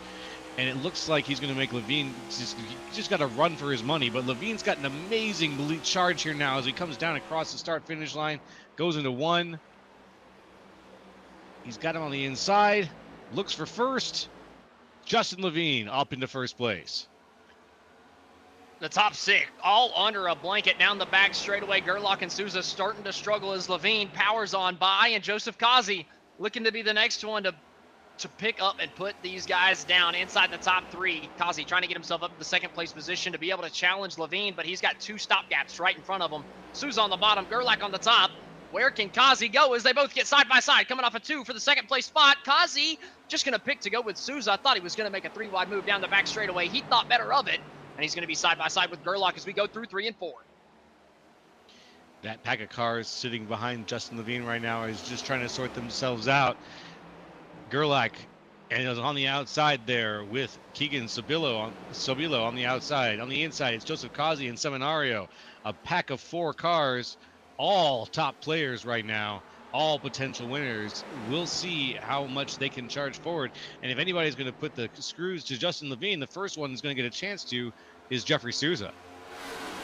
Yeah, but Souza, I still feel like is on the back foot because he's got the older tires. I just feel like it's going to be difficult for him to make the move back on Levine after Levine came from 11th to pass all of them. It's just going to be so hard for Souza on the older stuff to actually mount a challenge. But, man, I got to be honest, Souza's been doing a great job at least hanging on to the back bumper. I would have thought for sure he'd be falling off even further, even harder than he has off of Levine, but he hasn't lost another spot. He's just been stuck in that second place position. Somebody with a bit of a moment off of turn number 4, though. Keegan Sabilo just about lost it. He's fallen back to the 6th place spot. We've seen that happen a couple of times tonight, unfortunately, to Keegan's car. We saw him take a pretty good hit earlier that looks like he got back from with a little bit of help. Another person that took a pretty good hit right there is the 97 machine of Reese Schaefer, who's made his way up now 18 places. What did we talk about? Reese Schaefer being back a little ways after that big hit. Now he's up 18 spots to 8th. Yeah, you fix that damage you got on the car, and oh, lo and behold, you're just as fast as you were as if you didn't have any damage whatsoever. Man, I wish we would change that iRacing. Let's bring back damage meaning something. But nonetheless, Reese Schaefer, working with what the sim gives him, and he's got himself back into the top 10 even after the damage. Did his best. It looks like it's paying off. 18 places up. Kazi 28 places up. Kyle Gerlach 7 places up. And it looks like there's just a little bit of a gap right now between Seminario and Keegan Sabilo. That gap, as I say, it's little, but it is of only about 0.2 of a second.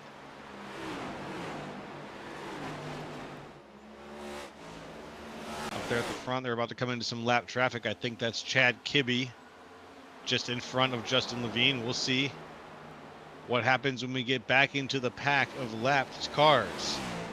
Side by side for the 3rd place spot coming off of turn number 4. Johan going at his teammate. Johan's been quick all night, was looking for the stage 1 victory, was not able to get it as Levine was just ever so slightly quicker, and the cautions just kind of fell in Levine's lap. But here, a couple guys getting around to number 69, going a lap down, and looks like that DeWalt number 88, new colors on that car this week for Joseph Kazi. He's going for 2nd to the inside of Souza. Yep, can he take it? Kazi on the inside, making things too wide and holding it there as they go around yet again. He's got a great line there on the inside of the track. It's very predictable, but very strong.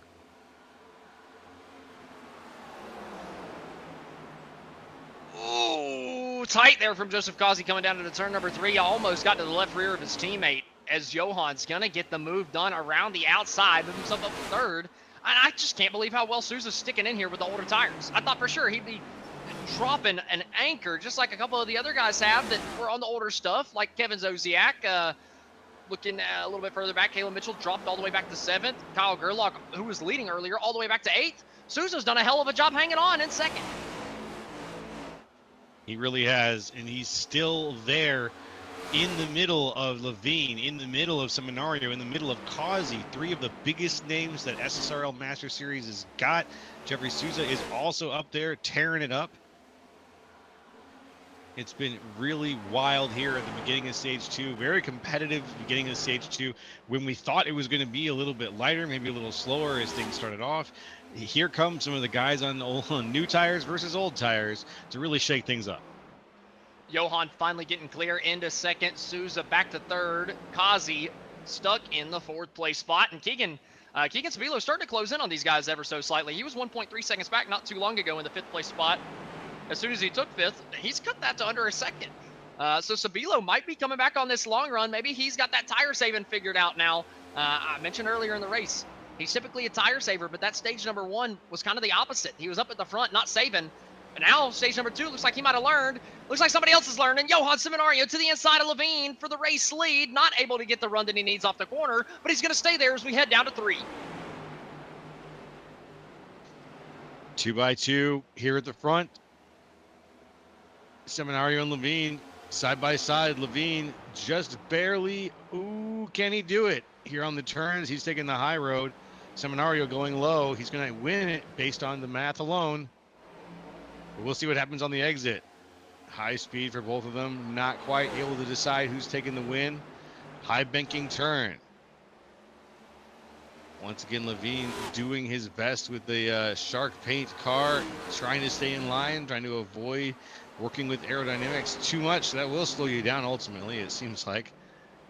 Side by side coming through turns 1 and 2. Seminario still not able to get the throttle down because he knows Levine is going to be on the outside coming out of the corner. If he could just be committed to the throttle because he knows that he's going to clear him, then, you know, he would be able to drive off all the way up to the wall. But the problem is Levine is just not letting him clear him. He's driving it in just deep enough into the corner so that the 56 knows he cannot get full throttle coming off. He's got to keep that thing tight to the bottom side of the racetrack. And again, out of turn 2, it's just wearing out Seminario's tires, being stuck on the bottom like this, trying everything he can to take the lead. Oof. And everything he can is it enough? Let's see. Doesn't seem to be it yet, but every time we go into one of these turns, I swear I see Seminario just sneaking ahead, getting that heads up on Justin Levine and taking the spot, being able to slide to the outside, but he's not quite able to do it right now. Seminario able to rotate the center of the corner ever so slightly better than Levine, even with Levine running the top side of the racetrack. The problem is Levine just gets that huge slingshot down the front straightaway from running higher through the corner that Johan just has not been able to clear him through the next set of corners. He's going to need Levine to find the fence or something through turns 1 and 2 to have an opportunity, but here, not going to happen. Instead, Seminario just having to fall back in line.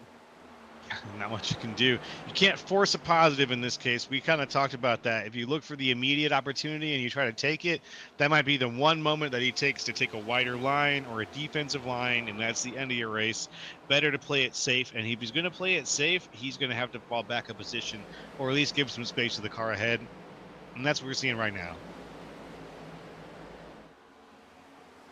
Levine now switching it up, coming down to the inside through 3 and 4. Almost looked like he was going to be the outside of Seminario, but further back in the pack, looks like Drew Prohl looking to the inside. I believe that's Charles Van Schack ripping the outside. Van Schack going to be able to hang on to that position as we come out of turn number 4. But back up towards the race lead. They're side by side again, coming through turns 1 and 2. Seminario is just not done with Levine, and he is not letting him go down without a fight. No, this has been the battle of the stage so far. Seminario versus Levine up at the front. Causey's move up to the here to battle with these two is definitely notable, but the 1-2 punch has been the fact that these guys have been virtually side by side for like 5 or 6 laps now, or more, and it's been just a matter of when one of them's going to break. I'll say 5 or 6. It feels like 10 to 15 to me. These guys have been side by side through each of these corners just about every That's single fair. every I keep single forgetting time. how fast these laps are. Oh man, tight Oh, from wow. Justin Levine. Skittish coming off the corner, almost contact with the wall, almost contact with the 56. But they're going to stay side by side through the corner, and Levine's still able to power by on the outside through 1 and 2. And it's Levine versus Seminario. Seminario down to the inside, passing up the lap car coming out of pit road. Can he get it? Nope, that outside is just working too well. Levine able to hang on for now. Now Seminario back up to the top side of the racetrack, trying to build momentum, try to turn that nose under the left rear of Levine. But again, the dirty air mixed with the old tires where you just don't have the grip, it's impossible to get that nose rotated as much as you want to. He's got to have the clean air. He's got to put himself in a position to have clean air. He's got to put himself at the bottom side of the racetrack. The problem is, Levine, he's given him the bottom side of the racetrack, and it's still not enough. Yeah, he gives it to him every time he goes through these turns, doesn't challenge him on it, gives him the space, but for some reason, it's just not enough something to get him past Justin Levine. Seminario falling back in line and actually falling ever so slightly off the back bumper of your race leader now, thinking that he's cooling down the tires so that he can maybe make another run a little bit later. Souza losing the 4th place position to Reese Schaefer. It looks like a little bit further back. Souza has done a great job, honestly, hanging on to those older tires. The fact that he's still in the top 5 after all this time on this stint, coming up to the next round of green flag pit stops, that's a big, big shout in Jeffrey Souza's corner. What a beginning of stage number 2 has been for him. To be able to hang on to this track position, it looks like he's going to lose 5th to Keegan.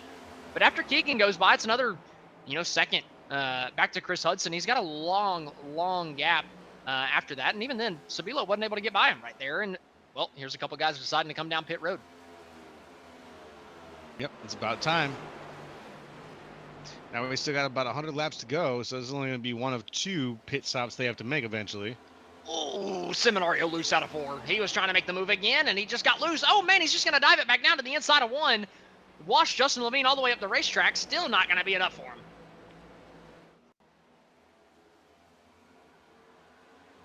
Coming on down.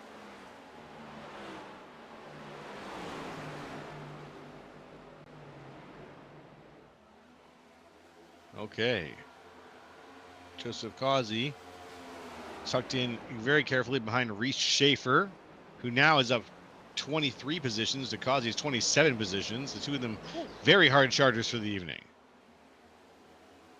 And Schaefer, had that damage. He's had to come through the field twice. Oh. So even more impressive for Reese Schaefer, getting himself up into the top 3. Reese Schaefer, a guy that probably should have won last week. He dominated that daggum thing, especially all throughout the first stage. The very beginning of stage 2, he looked to be the quickest, but he bent it through the bus stop on the back straightaway of the Daytona International Speedway road course, and it just felt like something was missing there from Reese Schaefer. The week before that, photo finish with Joseph Causey finishing 2nd at the Michigan International Speedway, and then the heartbreak of last week. I almost feel like Reese Schaefer's due. Yeah, it'd be about time. Today would be a great day to see something turn around for him. Jeffrey Souza coming down pit road from the top 10.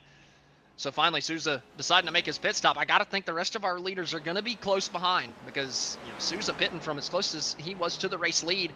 You don't want to give him the opportunity to have 5-10 laps out there on newer tires all by himself because, man, he's going to put a huge gap between himself and Levine if these guys don't come down pit road over the course of the next couple laps. The problem, though, Levine wants to have newer tires than Seminario. Seminario wants to have newer tires than Levine. Schaefer wants to have newer tires than both of these guys. Sabilo wants to have newer tires than both of these guys. It's all about who comes to pit road last, but you don't want to push it so far late that somebody like Souza, who pits early, gets such a huge advantage that you cannot make up that time loss even after you've got the newer tires. So when do you pit? Honestly, I don't know. It's anybody's best guess. Right, to sum that up, not really sure when to pit here in this case. It's going to be a sliding scale for a lot of these guys.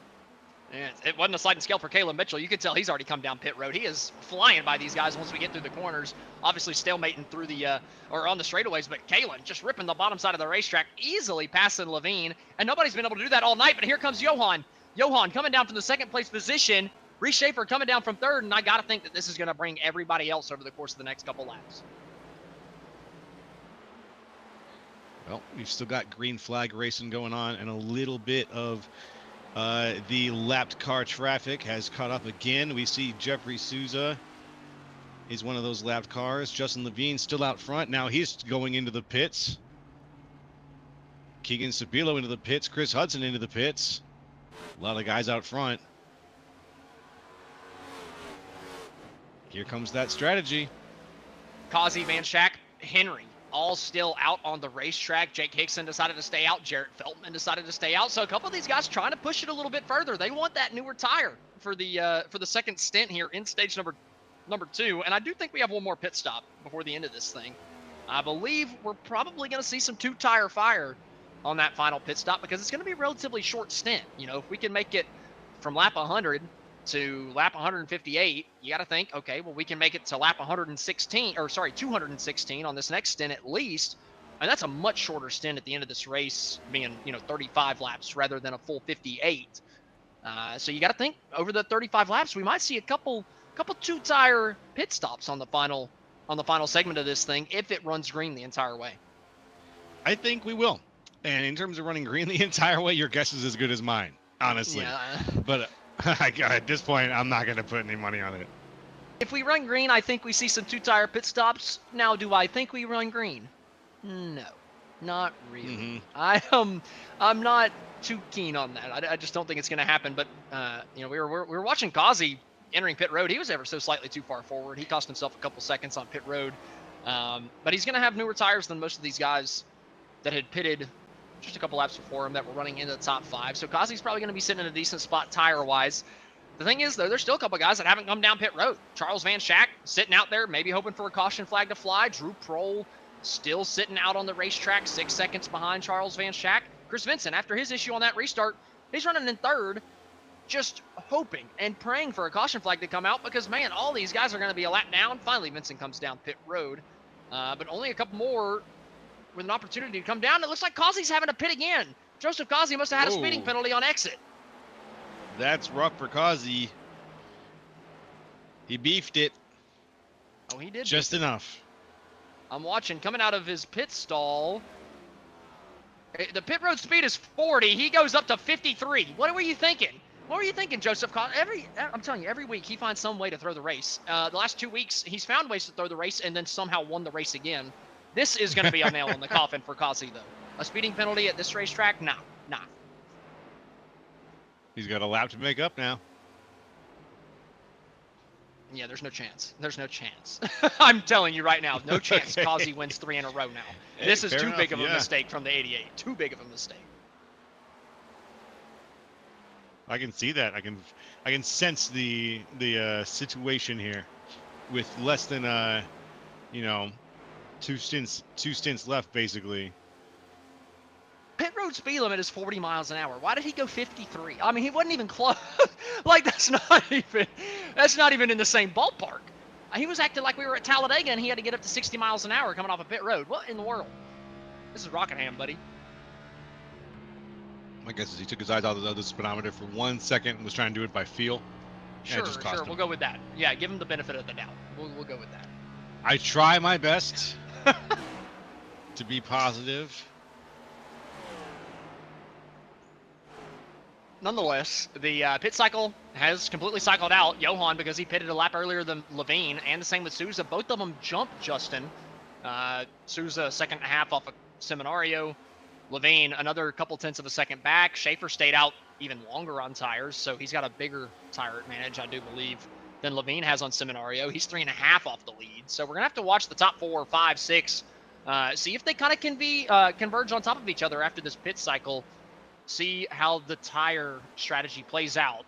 But before we see how the tire strategy plays out, because the field is spread out and we finish this round of pit stops, we're going to go ahead and take our second commercial break of the evening. When we come back, we're hoping to take you to the checkered flag.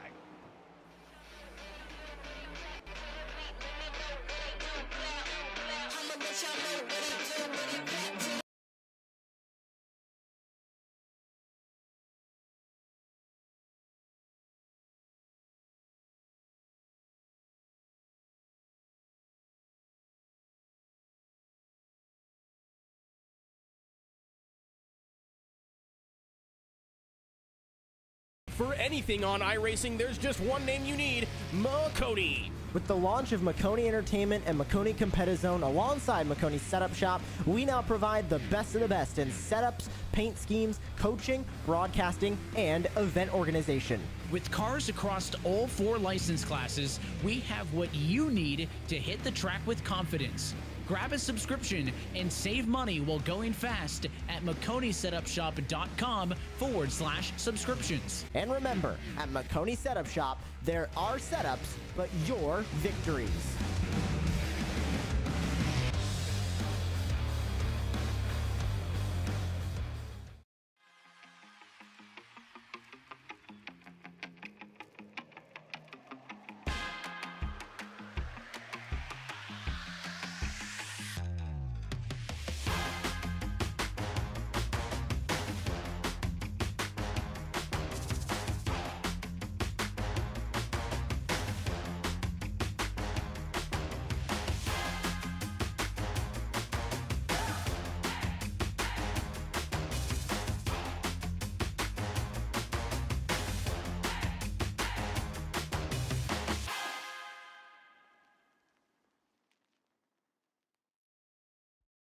Racing isn't easy, but experiencing it is. iRacing puts you in the driver's seat with the industry's leading sim racing game. Drive on laser scan replicas of the greatest racing circuits from around the world. Go head-to-head against other drivers chosen by skill-based matchmaking to ensure competitive racing at every level. Compete across all your favorite series in officially licensed cars engineered to deliver the most accurate driving experience possible.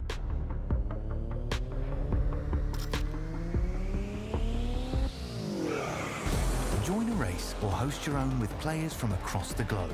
Race against the computer or in a league with friends. Feel the thrill behind the wheel. Visit iRacing.com.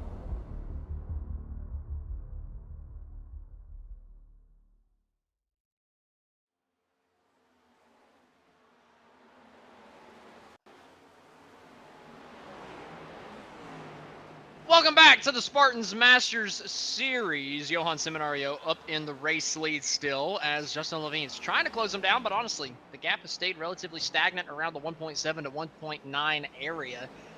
Reese Schaefer has closed in ever so slightly. He's catching him by about half a tenth to a tenth a lap, so potentially Reese back there in the 4th place position could end up presenting a challenge to these guys towards the end of this race. But like I said, I think we've got one more pit stop left, and I'm not sure when these guys are going to take it, right? They ran a little bit long on that first stint. They didn't cut it into thirds, pitting at the lap 50, then pitting at lap 200 to then run to 250. They ran it all the way to 158 to 160 for a couple of them. So when are they going to pull the trigger on coming down pit road? Are they going to short pit it? Are they going to come down, you know, around lap 200 and try to get the short pit advantage and just try to hang on to it? Or are we going to see some two-tire fire a little bit later and have some people try to hope and pray for a caution to come out at the perfect time for them?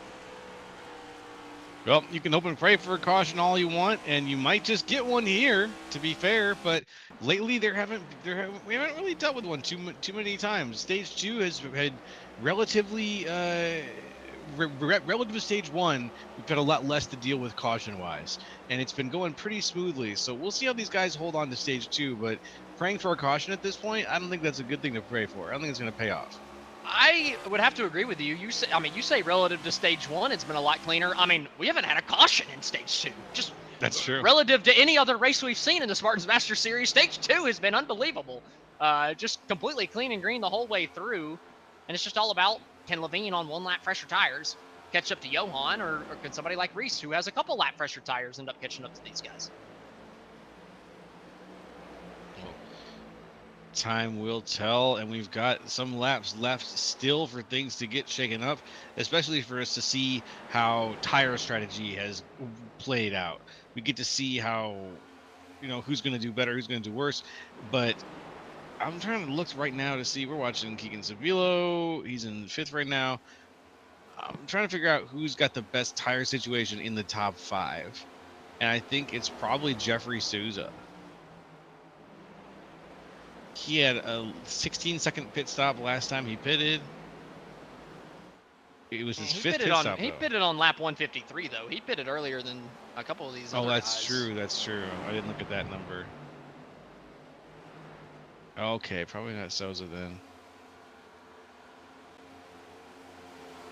Maybe Justin Levine then. Yeah, Justin Levine on the top 5. We'll see how that helps him out. I want to say Sabilo pitted on the same lap as Levine, but he lost so much time coming down pit road, just was not nearly as aggressive as Justin coming down onto the pits. And he ended up losing a good chunk of time to the leaders. So Sabilo ends up being 10 seconds off the race lead rather than about 2 to 3 like we see Levine being, 1.9, kind of hovering in that range. Still a good night for Sabilo, right? First time back in the SSRL series for a long time, maybe first time ever. I'm not 100% certain off of that, but I mean, it's been a great night for him. Running in the top 5, you can't complain. You look up at the timing and scoring and you see 10 seconds off the race lead and you'd think, man, he's back in 15. It's not doing that great, but he's having a good night up in 5th, right? It's just that we've had such a long green flag run and the green flag pit stop spread out the field so much that it's just kind of dropped Keegan a little bit off of the back of some of these other main contenders, and his teammate Kayla Mitchell only 3 seconds off the back bumper of Keegan, and he's doing a great job too in that number 67. So the 77-67 both having a good night, running into 5th and 6th place position. If they get another caution towards the end of this thing, you never know. They might be able to conjure up some pit strategy to gain them a couple positions and give themselves an opportunity to win this thing late. Let's see what happens here. We've got a 2-wide situation potentially. Is that PB Henry? Yep, he's going to put it side by side with the 67 of Kalen Mitchell. He takes the spot. That was close. he definitely cleared himself across the nose. Kalen almost took the back bumper coming down to 1. I mean, barely. Oh, wow. That was really close. Barely cleared it. That was a nail biter. Henry there. Chris Hudson now inside, tucked in behind Kalen Mitchell. We've got a replay here. Let's watch how close that was. Got to see this. It's PB Henry coming down the back straightaway, so we're going to see him clear himself across the nose of Kalen here, coming through 3 and 4. Go back onto the nose, back to the rear end. You're going to see just how close coming out of 4. And, clear is clear. And, well, he was just clear coming off of turn number 4. And then Kalen, This is kind of the different mentalities coming down to turn 1. Henry's an early lifter. Mitchell is a late breaker coming down to the corner. And, typically you don't want the late breaker right behind the early lifter. That is a recipe for disaster. That time, though, those two got out of it. All the props to Kellen Mitchell for reading that situation, lifting just appropriately, braking appropriately, whatever he did.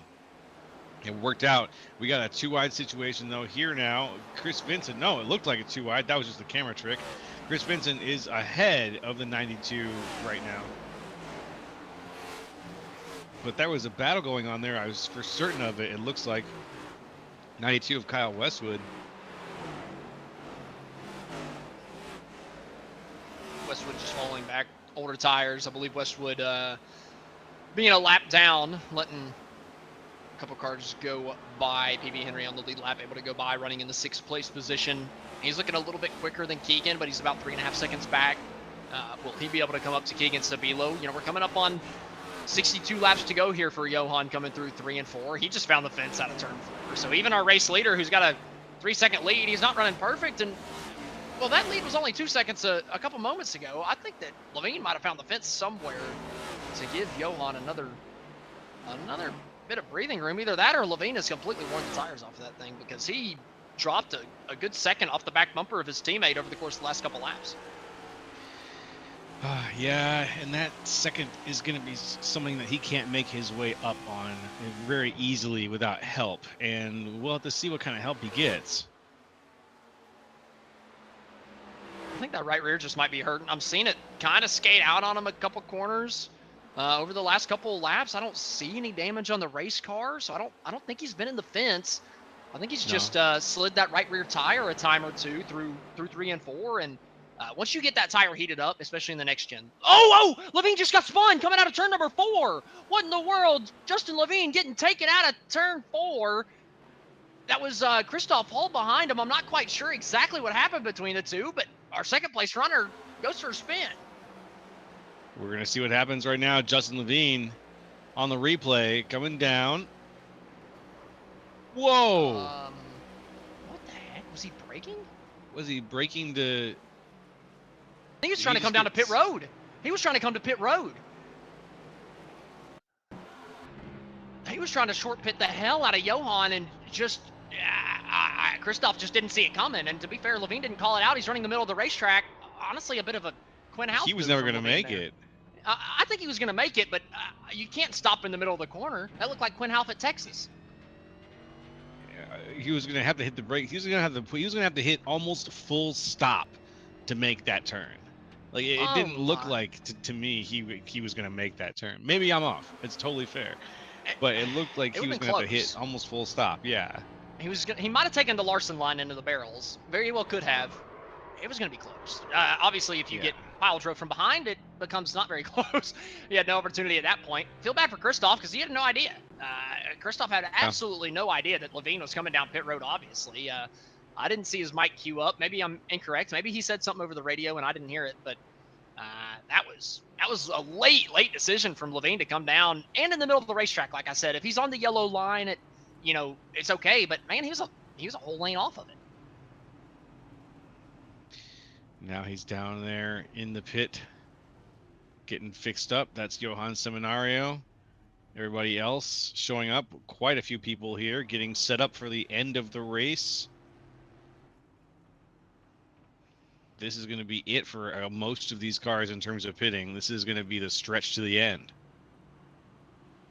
Quinn Half reborn here tonight in the Spartan Masters Series. That is not the name that you want tied to your name. I can promise you that. And unfortunately for Levine, that is the comparison we're going to have to be making tonight because that was not a great pit entry. That's not a great pit entry from the driver of the number one. And that completely throws a huge loop in this, right? We got 55 laps to go whenever we end up taking the green flag, I believe, either 55 or 56. And now, Johan, he did a great job building that lead, but it's completely gone. It's evaporated. Reese Schaefer is going to be right on his outside, and Reese has been quick all night. Over the course of a 55-lap run, I think Reese could give Seminario a run for his money. And Souza, at the beginning of stage number 2, we got to remember, he had a little bit older tires than these guys, and he hung on with them for a long, long time. You can't count Jeffrey Souza out. Jeffrey Souza sitting in third place right now. That's where he started tonight's race, but he could finish it here too. I think he's trying to do better, though. I think that the aggression we've seen out of him in tonight's race has been something that's kept him in the top 4, the top 3, almost all night. And now that we've got things stacked back up, I think Souza's got a new lease on life here. Let's see. The lights on the iRacing pace car already out. Man, I love this racetrack and the short cautions. Coming up to 55 laps to go here in stage number 2. It's fantastic. Johan Seminario on the outside. Able to get a good restart this time. The best restart from Seminario all night, and he's going to clear for the race lead. PB Henry on the outside, trying to hang on to that spot with Reese Schaefer, but he's going to lift a little early. Reese able to clear himself for second. Reese there in second. Let's watch everybody come out of turn 2. Everybody good? Yep. Looks like we're making our way all the way over into turn 3. Charles Van Schack on the outside doesn't really have any help. The inside lane's going to leave him behind a little bit. He's side by side with Sabillo. Not quite. Sabillo is going to tuck in behind Zodiac.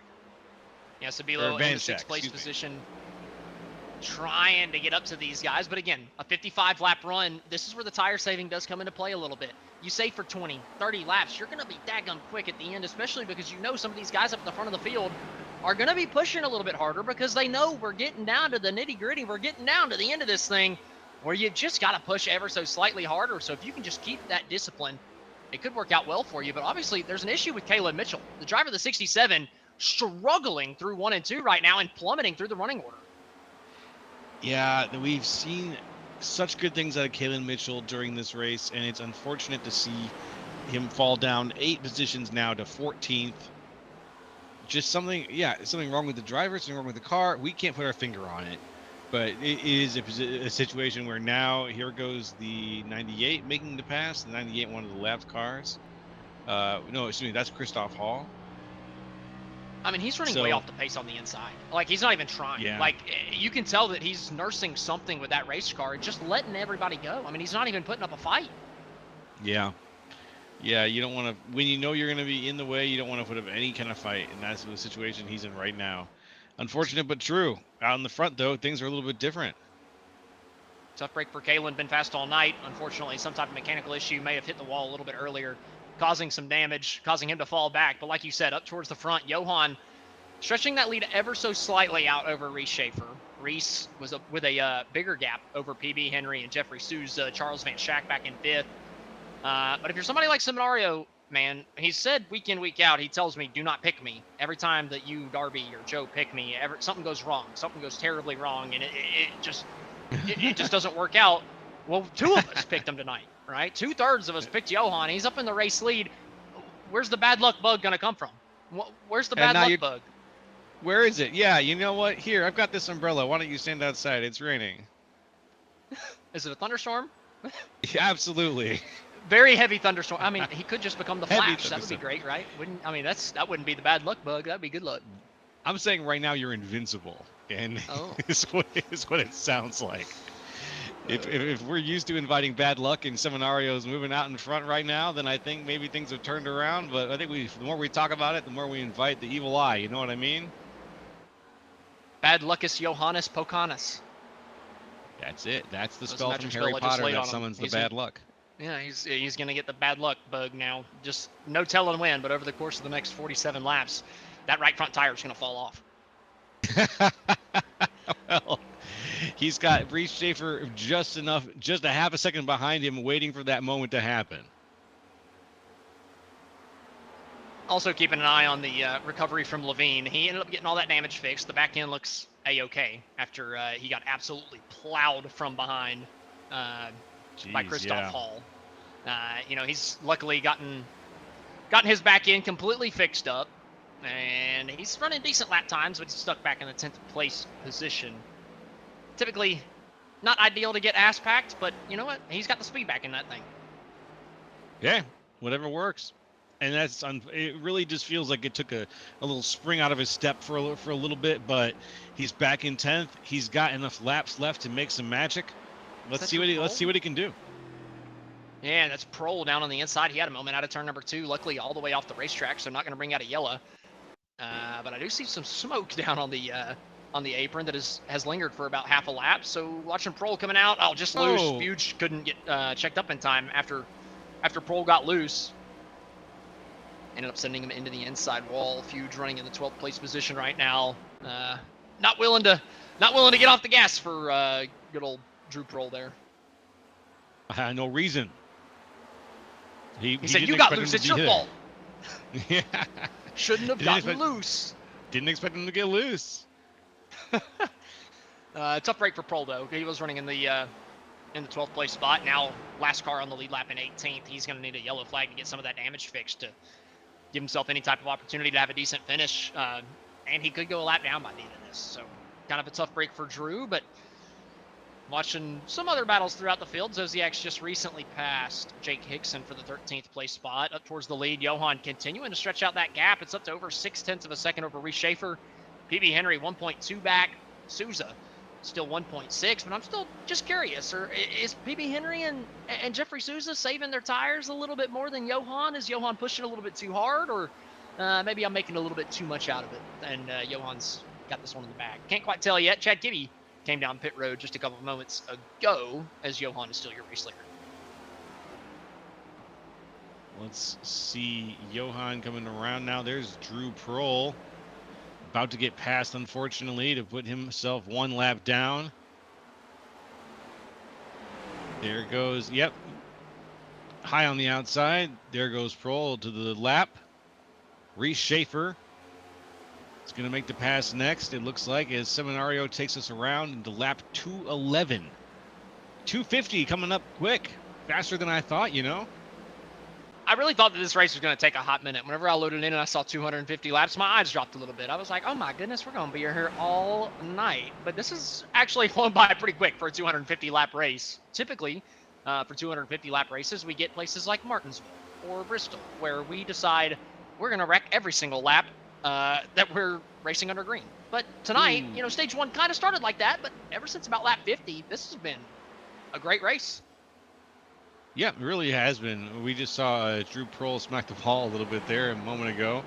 But this race has held green so well in stage 2. This race has held even stage 1, which had some rockier moments in it, held up really well and just moved along.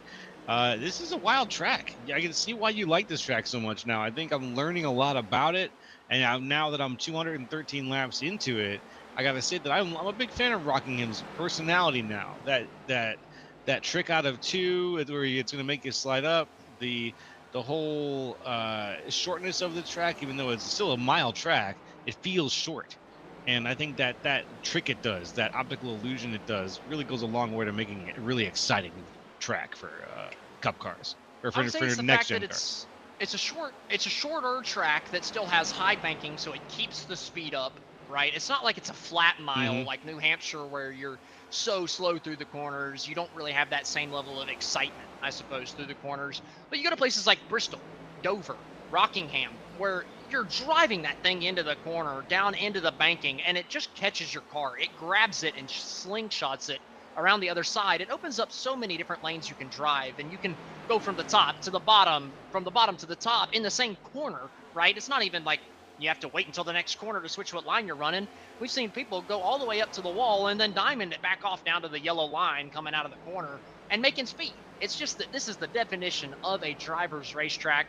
The driver talent comes into play more at a place like Rockingham than it does a place like Texas. All right, that's mostly what I get out whenever I say I absolutely love a racetrack. And the next gen is a car that takes a lot of that driver talent out of the driver's hands. Honestly, it does. It's got a neutered down engine, tires that are wider than my backside. It just takes some of the talent out of it. But you come to a track like this, Rockingham, it puts the talent right back into it, even if the car's easier to drive than any other car. Well, I'm glad it puts the talent back into it because we've seen a lot of talent on display tonight. There goes some talent down pit lane right now. I think that was Jordan Sailors heading down pit lane. Kyle Wester, excuse me. We've also had Chad Kibbe, it looks like, down there. This is Van Schack and Keegan Sabilo. Keegan Sabilo just a little bit ahead. Or just a little bit behind of Van Schack right now.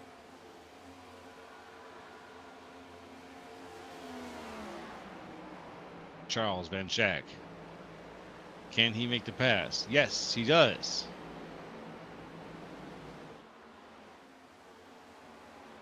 Van Schack and Keegan Sabilo riding the 5th and 6th place positions. What do you say we give a full field rundown as we come up to about 30 laps to go? Johan's taking 31 to go right here. So we'll do a little rundown the same way that we do the starting grid. Looking at Johan Seminario right here up in the race lead. What a second stage has been for Johan, man. I mean, he just could not get past Levine at the end of stage number 1.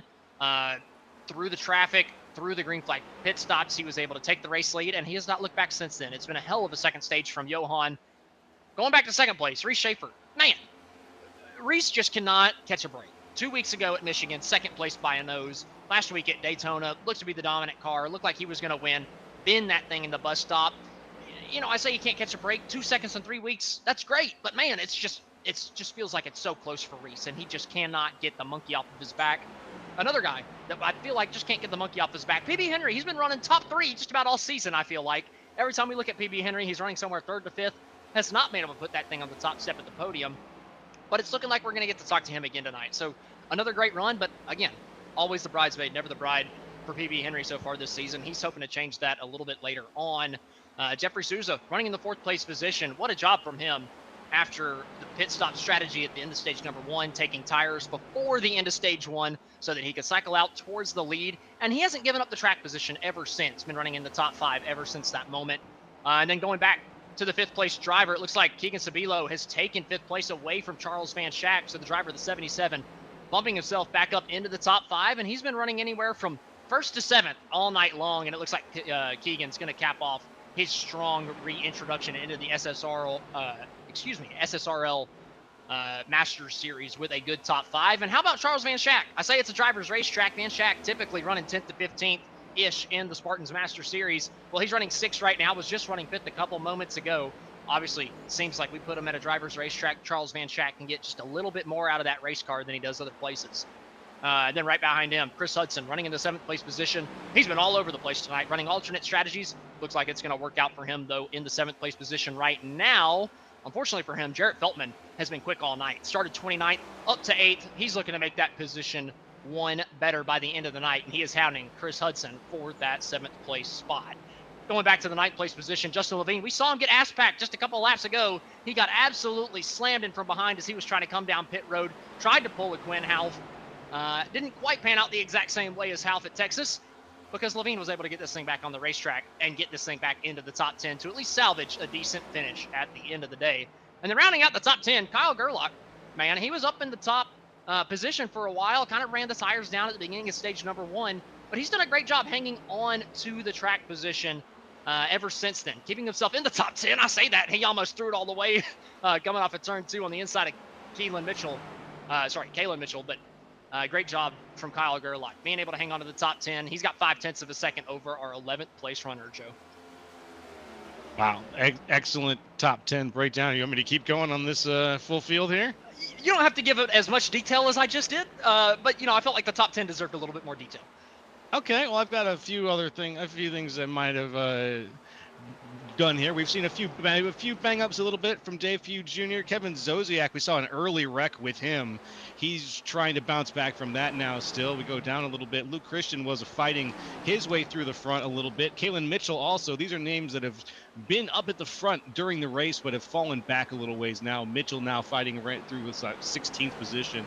Going back through the field, Joseph Causey was up a little bit ways up now. He's 3 laps down. He's in 22nd position overall. Kyle Westwood, another name that was up a little bit. He is Kyle Westwood overall 7 positions down from where he started. He's sitting 23rd right now. Other good names, Chad Kibbe. We saw a wreck with Chad Kibbe. That was into Colby a couple of times there with Colby Jackson. Colby Jackson also sitting around 29th position now. I think he might be out of the race. That's about where the field ends, is with Jose Medina, who's sitting around the 27th position. So let's see how the rest of the race pans out for these guys who are currently still running. Yeah, and Johan still, as we went through that full field rundown, just continued to build the gap to 2nd place, to 3rd place, to 4th place. I thought that maybe these guys had been saving tires and that they'd be able to run Johan down at the end of the stint, but it's been the opposite. Johan in the clean air was just a little bit quicker and was able to save tires a little bit better than these guys because he's pulled a bigger gap over Reese, a bigger gap over Souza, PB Henry, Keegan Sabilo. I mean, he has just completely stretched this thing out to where as long as the yellow flag doesn't come out, it's not even a question of whether Johan Seminar is going to win this race. He's going to, unless the yellow comes out. Yep. We've got, let's see, 20 laps left to go. And with 20 laps left, there's going to need to be something. And right now, there's nothing but clean racing. And when we get this spread out on a track, it's about a mile long with about, what do we got? What did I just say? We have about 27 cars on the field. There's a good chance that we're just going to run 20 laps of clean racing. You just never know, though. It just takes one guy clearing themselves whenever they're not really clear for this entire thing to melt down. And now stage number 2 has been fantastic. We've only had the one caution, and that was because somebody was trying to come down pit road from the middle lane. But I'm not willing to pack up my bags just yet. Coming to 17 laps to go, especially because we picked Johan and Johan's winning, something always goes wrong. So I just got to I feel like that yellow flag is going to come out at some point. You're just such a fate tester. That's what you are right now. I love testing fate, especially whenever it's not my fate that I'm testing. If it's somebody else's, then it's fine. But if it's my own, then no. That's okay. That's okay. It's making things interesting. That's for sure. Hey, my pick is a little ways down on the field right now. Not too far. It's Justin Levine sitting 6th. So we'll see what happens. We still got plenty of race left for things to stack back up again. And how about Souza passing PB Henry for the final podium position here in the late going? Jeffrey Souza continuing to put up a good fight. And here comes Keegan Sabilo trying to take another spot away from PB Henry as well. Sabilo, Justin Levine have closed into the back bumper of the driver of the number 25. They're looking to take 4th and 5th. PB Henry's just bouncing off the wall a little bit there. I think he might have had some wall contact. These guys really want a piece of that 25, and they were both trying to get around him, both with different degrees of success. The 77 has had some unfortunate luck. I think that's the wall there for the 77. Keegan Sabilo, we'll see. I think, yeah, I think that might have cost him a little bit of speed. He's doing everything he can to get by him. He's trying to use every little bit of the racetrack. And honestly, if you hit the wall kind of perfect in turn 1 or 2, like there's a perfect little spot there where you actually kind of get a little speed boost because it angles your car down the racetrack, and you can just slam the gas. There was a big glitch with Bristol years ago. I don't know if they've even fixed that, to be honest, where you used to be able to do the same thing. But you know, if you bounce off the turn 1 wall, it's not necessarily the worst. But here through 3 and 4, Levine putting it up to the outside of Keegan. He's going to take P5 away from him. It sucks. That's a rough. With only a few laps to go, these guys battling it out here in the middle of the pack. In the front, have got to make every move count, and you don't want to give up a position right now because fighting back for it is just going to cost you when you have no more pit stops, no more chances to get back the vehicle that you want, unless a yellow comes out. I was about to say, the yellow comes out, these guys are definitely coming down pit road. Well, yeah, every single one of them.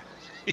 And I got to point out, Reese is starting to catch Johan a little bit. That gap's under 2 seconds all of a sudden. It was up to 2.5. And Reese is, well, it's going back up ever so slightly now, but Reese was catching him for a moment, and I was starting to get a little worried that Johan might have burnt through his rubber, but it looks like it's kind of stabilizing again. That time by Seminario running a 24.750. It looks like Schaefer had a big moment on that lap because he ended up being 4/10 slower. I think he had a really, really bad 1 and 2. Yeah, that 1 and 2 will kill you. And as we know, it's slow in, fast out, like we talked about during our keys. So if you have a bad 1, you're going to have a bad 2. Yeah, you set yourself up on the entry for the exit, right? So if you completely blow through turn 1, good luck getting out of turn 2 with any decent speed to give you an opportunity. Like you just said, it was good talking there. Oh, Sabilo loose out of turn number 2. He's going to end up losing another spot. That's Van Schack going by on the outside. Sabilo, Van Schack just a little bit ahead there. Sabilo was such a hard driver earlier in the race. He started a few more positions up. I'm wondering yet again, I think we mentioned it, what's going on there? Is it the vehicle? Is it the man? Something has just been like the gremlin on his shoulder. Ooh, he gets a little loose there, but there has just been a gremlin with him behind the wheel telling him to get loose every once in a while, and it's been costing him left and right. I just think he's overdrove that right rear tire ever so slightly on this run. We're starting to get to 55 laps on it. And, well, I got to point out, the car with shark teeth is starting to play the Jaws music on Jeffrey Souza for the last podium position because he is absolutely flying. Justin Levine has come back from the damage and might be able to put himself into the top 3 over the course of the last 50 laps of this green flag run. Somehow coming from 17th up to 4th. Can he make it one better? Oh, he's got the time just barely. He's only got a few laps left here. But does he have the place? And the place is going to have to come. There he goes. He's got the place. Souza almost laying over for him, giving him the outside, saying, you know what, man, I'm not going to fight you too hard for it. Might as well, bring home a decent finishing position. 4th ain't much worse than 3rd, but, I mean, Levine is flying right now. He might be the fastest car on the racetrack. Let's see. Taking a look right now. We look at the last lap. 24.86. He's close to it. Yeah, he might have had the fastest of the last laps for sure. His best lap. Okay, yeah, of the recent laps, he had the best one for sure with the 24.86. Just a little too late. Too late, especially with 5 laps to go, 4.5 seconds off the race lead. But I mean, a heck of a recovery after completely screwing yourself out of a chance for the race win under the green flag pit stop like he did. He's done a great job recovering up to the top 3 as we take 4 laps to go now with Johan Seminario coming across the stripe. I mean, the laps just keep on ticking by, and we are coming up to the close of this one.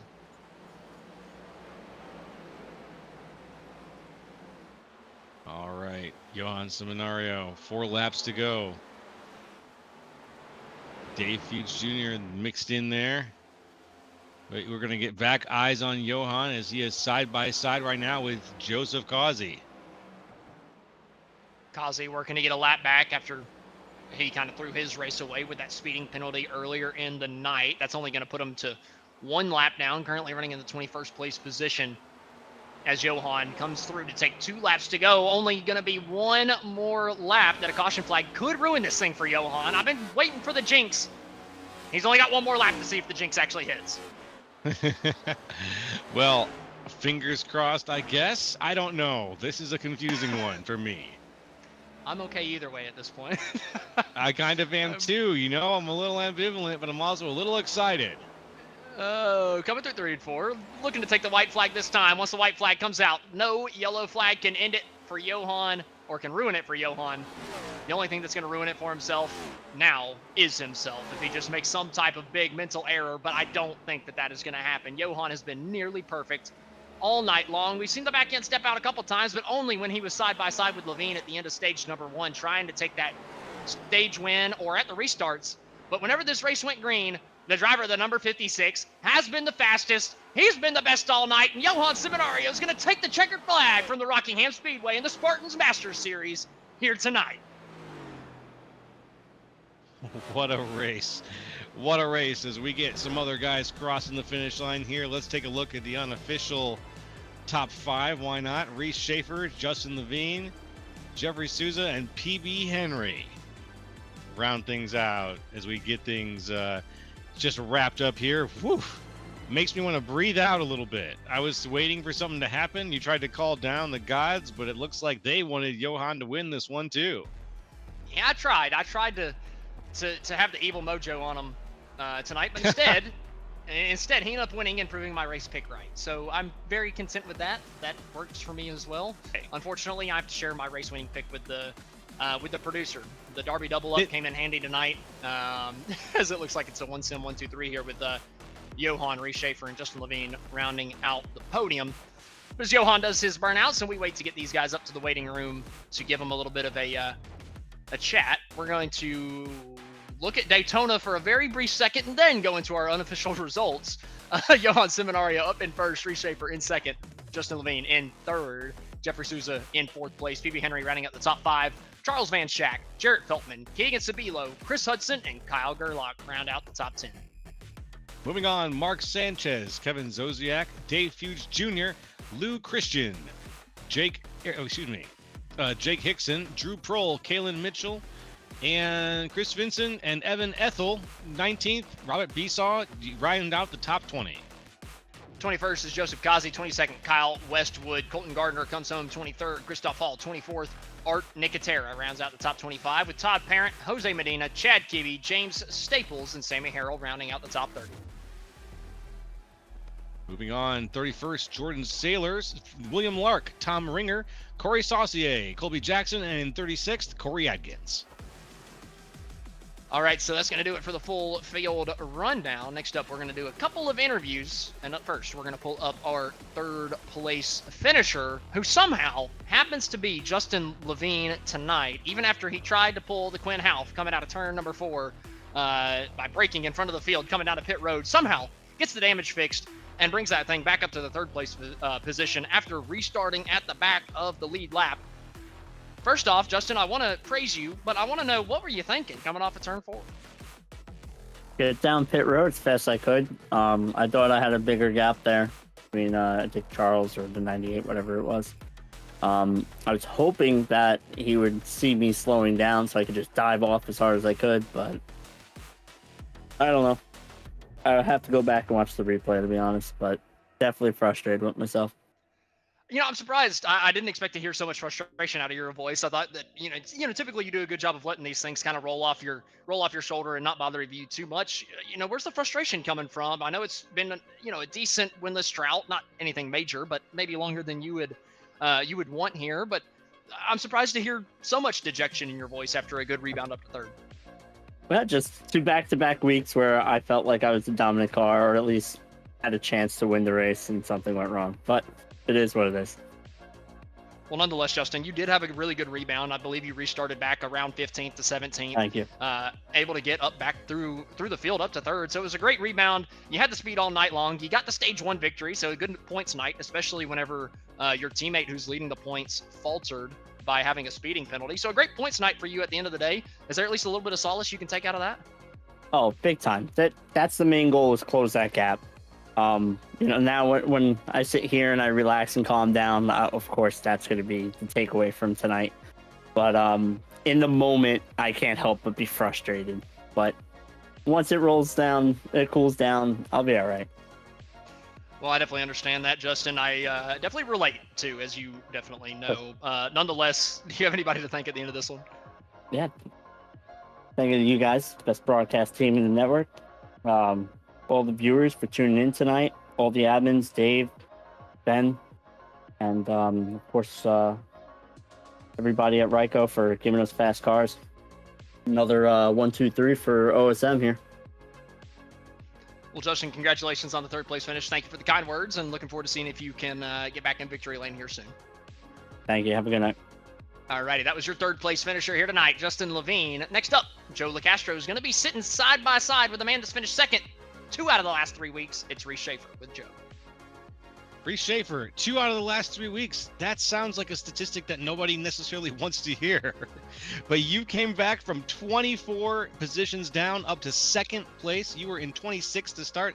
Tell us, coming out of qualifying, what was your feeling going into tonight's race? Yeah, it was a really solid finish. I was really happy with the result. Coming in qualifying, I knew I didn't have a lot of practice time. I got here a little late, so ran a couple laps as I could, and then didn't qualify that great. But then as the race went on, I kind of just watched everybody with their lines and kind of got a feel for it as the race went on, kind of staying a little early, moving up later in the run. I was really hopeful for a caution at the end there. On lap 50 when that first yellow came out, where we kind of pit halfway between the stage, I kept a set of tires, so I could have had some fresh Goodyears to put on there at the end, but didn't come out, which is what it is. So yeah, it was definitely great result, and P2 we'll take it all day. Yeah, you had P2 this week. You've been P2 2 out of 3 weeks. I'm hoping that eventually that turns around for you. We can see you on the top of the podium, but really excellent job getting to that second place spot. You did have that one crash around 25 where you ended up with some pretty bad front end damage. Did you get in? I think you tried driving on that for a little while, or did you try to get that taken care of immediately? Yeah, I drove around it for a couple laps, and it was the tightest car I've ever driven in my life. So I got it repaired, and then it was still, I don't know, 3 and 4 was good, but 1 and 2 was just still not quite perfect all night. So I tried to make adjustments, but still wasn't perfect. But hey, I mean, P2 at the end of the day with a little bit of damage, can't complain at all. Not at all. Anybody you want to thank or shout out to tonight? Yeah, I got my dad watching, girlfriend. Like to thank some guys, love racing with them. Like to thank MMPA sponsoring the car, and like to thank you guys for putting on a great show. Well, thank you very much. We look forward to seeing you on the podium again real soon. Take care and have a good rest of your week. Yes, sir. You too. Thanks, guys. I'm going to pass things back up to my man, Austin. Yes, sir. That was our second place finisher, Reese Schaefer. Next up, we're going to pull up the race winner, the man we tried to jinx multiple times tonight, the guy that 2 of us picked in the pre-race because we knew that it was going to jinx him. Somehow, he overcame the jinx. The driver, the number 56, Team Conti, Sim Performance. I don't know if that's a Toyota, to be honest with you. I think it's a Toyota. It's Johan Seminario. Johan, what a race from you tonight, man. It looked like you were maybe going to get that stage 1 win. Justin did a good job fending you off, but stage 2 was all yours. Just walk us through it. Yeah, I mean, last season Justin whooped my butt here, and spent some good time testing and running laps throughout the week before the Rockingham week came out, and I was able to run with the Team Conti guys and learn a bit more where I was struggling and all that, and yeah, it just paid off. Made some adjustments before the race with the track change and the lighter tank, and the car was just on it the whole time. Just smooth ride. It was a little loose because I was burning the rear off pushing, but it was fun to drive. So Johan, over the course of the whole night, we can definitely piece together you were the fastest one out here, but you were stuck in second for a long time behind Justin, even though it looked like you were faster. What was the difficulty with passing out there tonight? Was it just the fact that Justin could commit to that high line and get the big run off the corner, and whenever you got behind him to try to get a big run to cut to the low side, the dirty air was just too heavy to overcome, and the inside line just wasn't good enough? What more did you need to be able to kind of take that stage 1 win away from him? Because it just seemed like you were quicker, you just couldn't get the move done. Yeah, I think if I had more laps during the Monday night SOFs, I was passing guys in the long run in the bottom while they were still trying to run the top. So I think if I had enough laps, I could have passed Justin on the inside. I mean, there was times where I was like ahead by half a car, right? And if I would have just been able to hold that half gain into the corner, I would have been able to really dive it deep and get him. So I think if I just had some more laps, it was also nice being behind him too. I was able to see how bad the dirty air is and get a feel for it and see where I need to work and have the front end of the car clean and all that. So I mean, it was still good that I was behind him. Because if I would have led the whole race and fallen back at the end and I didn't know what to do, I would have been in trouble. So, but I hope you guys enjoyed that show that I gave Justin. Me and him were side by side for a lot of laps. Absolutely. The end of stage number 1 was fantastic to watch y'all two going at it back and forth, nonstop. I mean, it felt like it was 20 laps in a row. Y'all were side by side through both corners, and it was fun to watch, fun to call. So I do appreciate it. It was a heck of a show at the end of stage 1. You definitely laid it to them at the end of stage number 2, though. I mean, you were just laying down fastest lap after fastest lap, lap after lap. But like you mentioned, you kind of rode behind Justin there, figured out what the dirty air was doing. Is that why you ended up going for that short pit around lap 157 whenever you came down pit road? Is that why you came down one lap before Levine? Because you knew, hey, that one lap, getting into the clean air, that might be all you needed? Yeah, 100%. I have a tendency of letting people by in front of me and, trying to save, but then it always bites me because it happens at tracks where the Highland is dominant and then I can't do nothing. I'm kind of screwed. So I told myself I'm gonna try to pit before Justin, and then once I get in front, I'm just gonna send it and not give it back. When I got out the pits, I had like a 1.5 second gap. I was gonna save till he got within 5/10 of me, and then just kind of air block. But then the caution came out, and then luckily I was able to check out again on Reese, just by sending the car in, and the car held through. Yeah. Well, Johan, congratulations on picking up the race win tonight, breaking the curse, preventing the jinx from coming true. So honestly, you hit the trifecta here tonight. Heck of a race from you. Do you have anybody to thank at the end of this one? Oh, for sure. Definitely the team Conti, Team Performance guys. Conti put a lot of work into this stuff, and having the opportunity to test and drive and do all that stuff, it's made me a fast driver for sure. Obviously the one sim guys, like again, you guys saw Justin and I ran side by side for 20 plus laps, and we had a good time. We were joking around, laughing while sweating each other's asses off. Shout out to them, and shout out to my friends and family that watch and support, and lastly to you guys for the great broadcast. So well, Johan, we appreciate it, man. Congratulations once again on the race win. Looking forward to seeing if you can make it two in a row next week whenever we go racing again. Yes, sir. Thank you. Alrighty, that was your race winner, Johan Seminario, tonight from the Rockingham Speedway. Joe, you said you didn't know much about the Rockingham Speedway coming in here tonight. What do you think of it now after this one? Oh, I think that it might be the luckiest Grid Vision commentator raceway we've got. If we had bet the trifecta, we all would have won. Because we picked 2 racers who made it into the top 3, and I learned about the turn 2, what happens when you hit the wall coming out of that. I learned that you can get caught off guard on this racetrack just about anywhere, and I'm seeing all the reasons you like it, my friend Austin. You've made me a convert. This is a fantastic track. Hey, that's what I like to hear. This is one of the best tracks in real life, and luckily NASCAR's going back to it for the Xfinity Series this year, so I can't wait to see that in real life this season. I believe that's Easter weekend, so everybody needs to look forward to that as soon as we go back to Rockingham Speedway in real life. Buy your tickets, because I want to see this place thrive and survive this time around. But nonetheless, that's going to do it here from the entire Grid Vision team. We'd like to thank you for watching and participating in the chat. For more information on getting your league broadcasted or starting your career in broadcasting, contact us on Facebook, X, or email us at info@gridvision.live. Congratulations to Johan Seminario on winning tonight's race from the Rockingham Speedway.